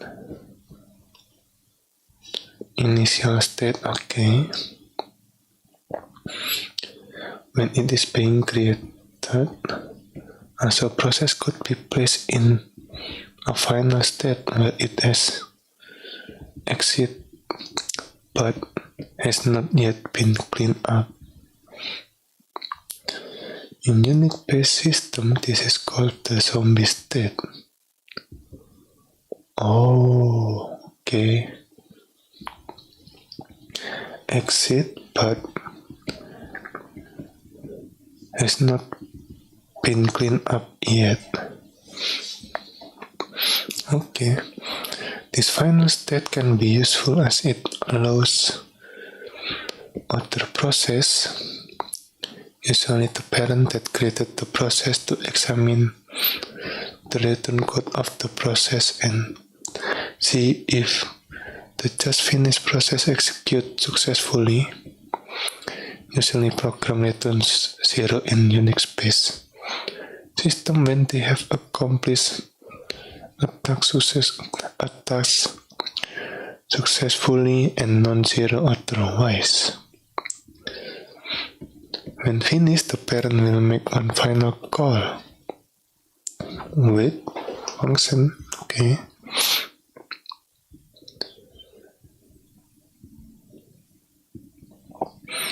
To wait for the completion of the child and to also indicate to the operating system that it can clean up any relevant data structure that refer to the now existing process. Completion of the child, and to also indicate that the operating system indicate to the operating system that it can clean up any relevant structure that refer to the now existing process. Okay, let's take a look at the aside. Data structure, the process list. Operating system error. What is replet? Let me check. Oh, okay. A replet or maybe full to make it easier to understand. But it's a replet with various important data structure that we will discuss in these notes. The process list, also called the task list, is the first such structure. It is one of the simpler ones, but certainly any operating system that has the ability to run multiple programs at once will have something akin to this structure in order to keep track of all the running programs in the system. Sometimes people refer to the individual structure that stores information about a process as a process control block. Okay, a fancy way of talking about a C structure that contains information about each process. Also sometimes called a process descriptor.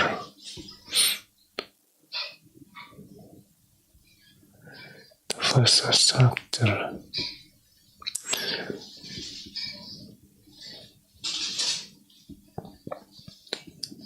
To keep track of all the running program in the system. Okay. Sometimes we prefer process control blocks.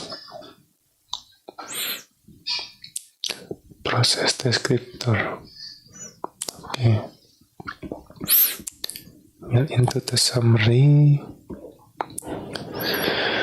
We have introduced the most basic abstraction of the operating system, the process. It is quite simply viewed as a running program. With this conceptual view in mind, we will now move on to the nitty-gritty, the low-level mechanism need to implement process, and the higher-level policies required to schedule them in an intelligent way. By combining mechanism and policies, we will put up our understanding of how an operating system virtualizes the CPU. Yes, the zombie state, just like real zombies. These zombies are relatively easy to kill. However, different techniques are usually recommended.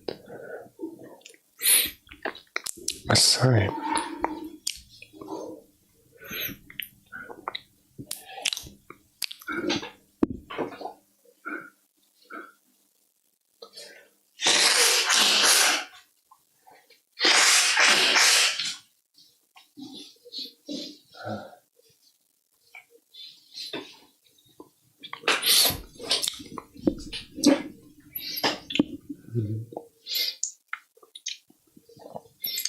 are you self-study? Yes, I'm self-study.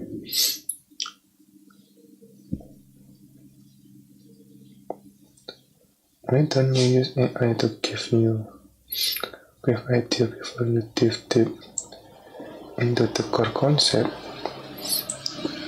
Well, the thing is that I have no idea whether the AI output is correct or not. So I just deep dive into this concept directly, I guess.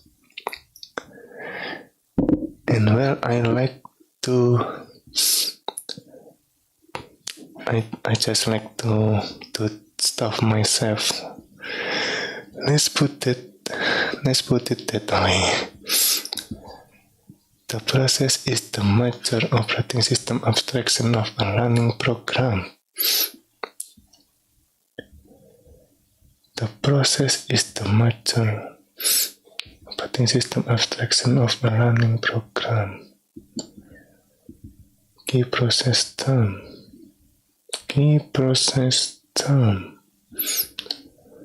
The major operating system abstraction of a running program. At any point in time, the process can be described by its state. At any point in time, the process can be described by its state. The content of memory in its address space, the contents of CPU register, including the program counter. Okay, so the CPU have a register. Okay.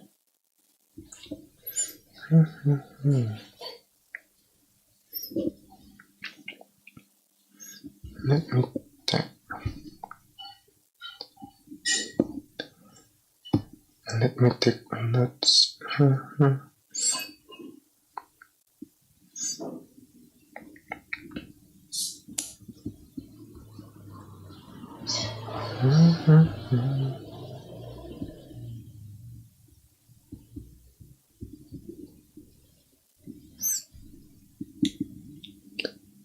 CPU register.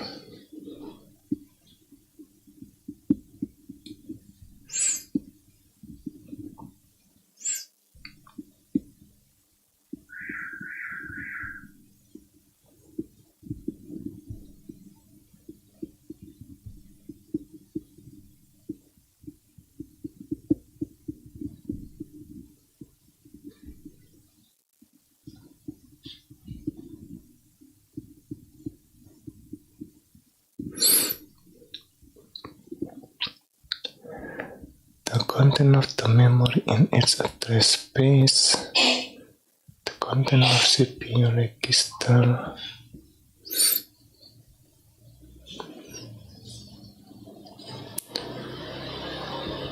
program counter, stack pointer.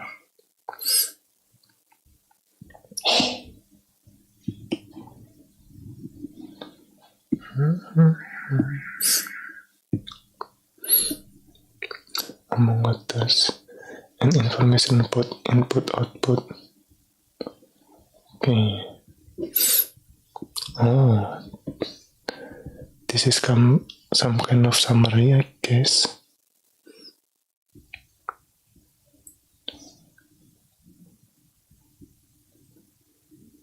The content of memory in the space. And information input output, just an open file. Okay. The process API consists of calls program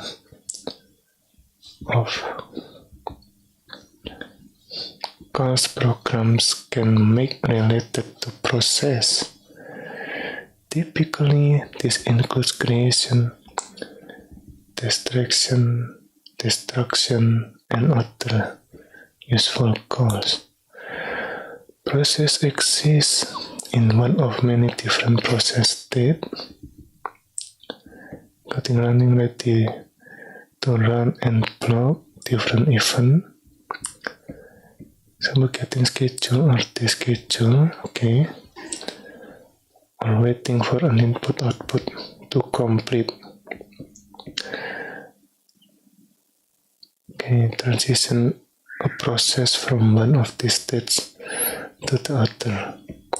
A process list contains information about a process in the system.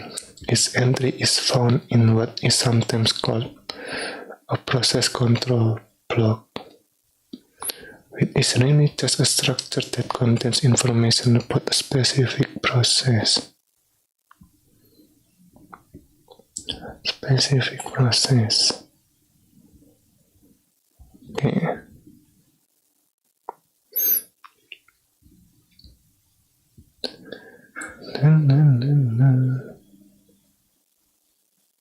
Process exists. Okay.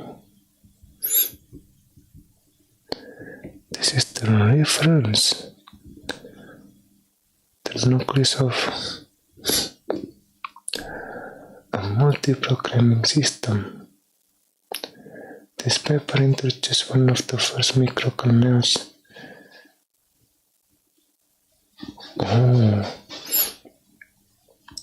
The microkernels in operating system history called nucleus.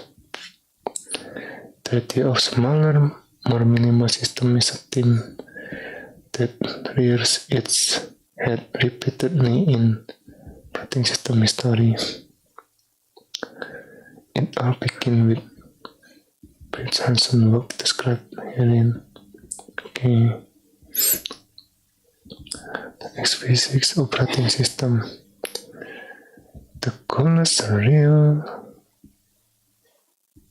and little operating system in the world. Download and play with it to learn more about the details of how operating system actually work.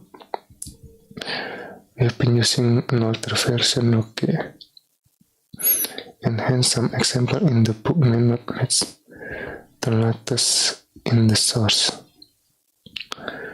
Programming semantics for multi-program computation.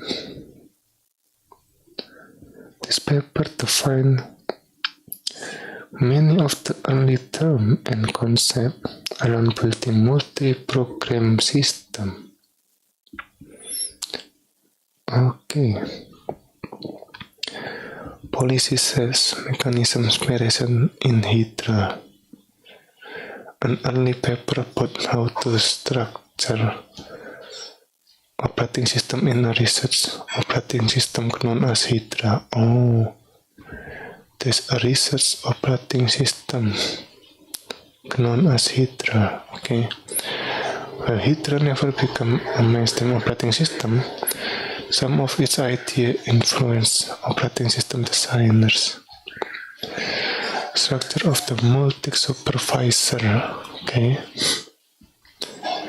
An early paper on multics which described many of the basic ideas and terms that we find in modern systems. Some of the vision behind computing as a utility are finally being realized in modern cloud system. Okay. It is the homework, the simulation.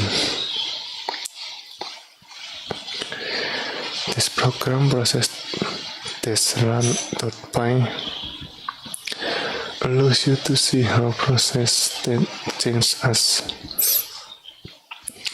program run and it reuse the CPU. Perform an add instruction and to input/output. Send request to add this and wait for it to complete. See, let me look at the detail. I think it was, where is it? In this one. Maybe the previous. Wait a minute.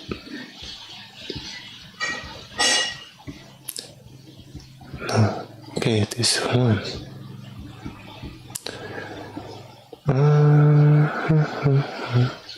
Okay, this one. Let's take a look.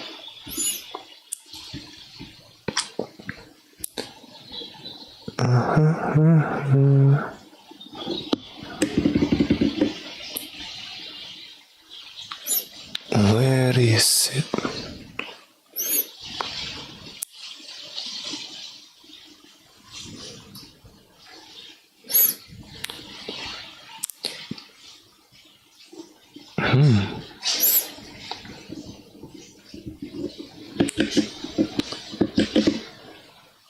process.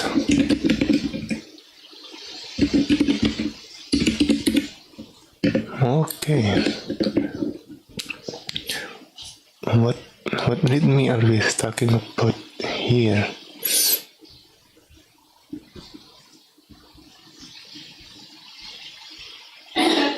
Or is it in the project? Is it this one?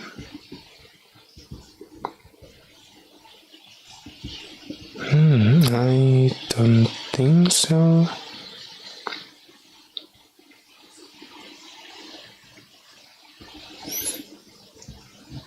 So which one it is?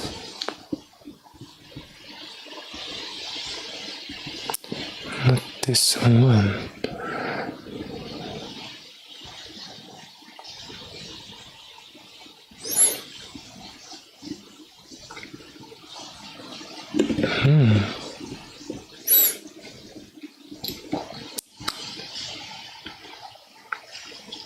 The CPU API.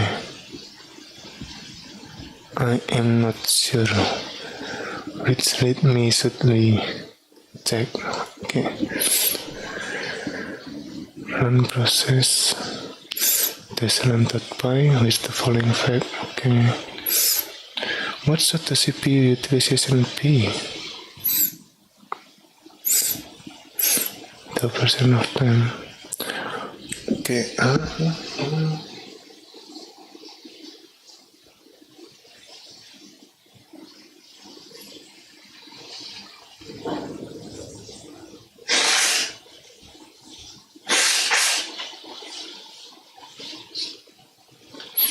Okay, maybe we will explore this on the next session. This is a lot you can do. Copy the text and ask it to give you a key summary. Because the wording from the textbook is sometimes very verbose in an unnecessary way. Well, the thing is that I want to train my analyzing process, so that is the part of the learning for me. Those unnecessary way make me thinking what it means, and for me that is part of the learning process. I need to analyze what this means, right? Those verbose wording or whatever it is. So yeah, I mean, you could say that I want to, what is it called? Learning the hard way, like build up my knowledge by also analyze and thinking. For example, what is it called? Like the register, where is it? Take the register in here. What register in here means? I mean, I haven't learned about the CPU yet, right? So I'm not sure if the CPU have some kind of hardware to store this register that we are talking about in here.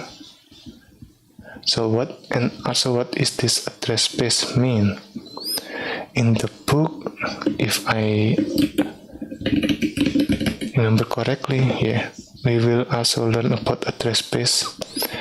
So we will take a look about that address space later on. We put that aside first, and then, well, all of this information I'm curious about. So there is that. Also maybe register. Oh, we didn't really talk about register yet. Okay, maybe I will take a look at that on my own. But this one, the CPU register. Okay. Where are you from? I am from Indonesia. Not VI, the actual Indonesian AI, right? I am the AI. Okay, virtual Indonesian. Okay, anyway, we will continue this on the next session. So that's it for now. Thank you for watching and see you next time. Bye bye.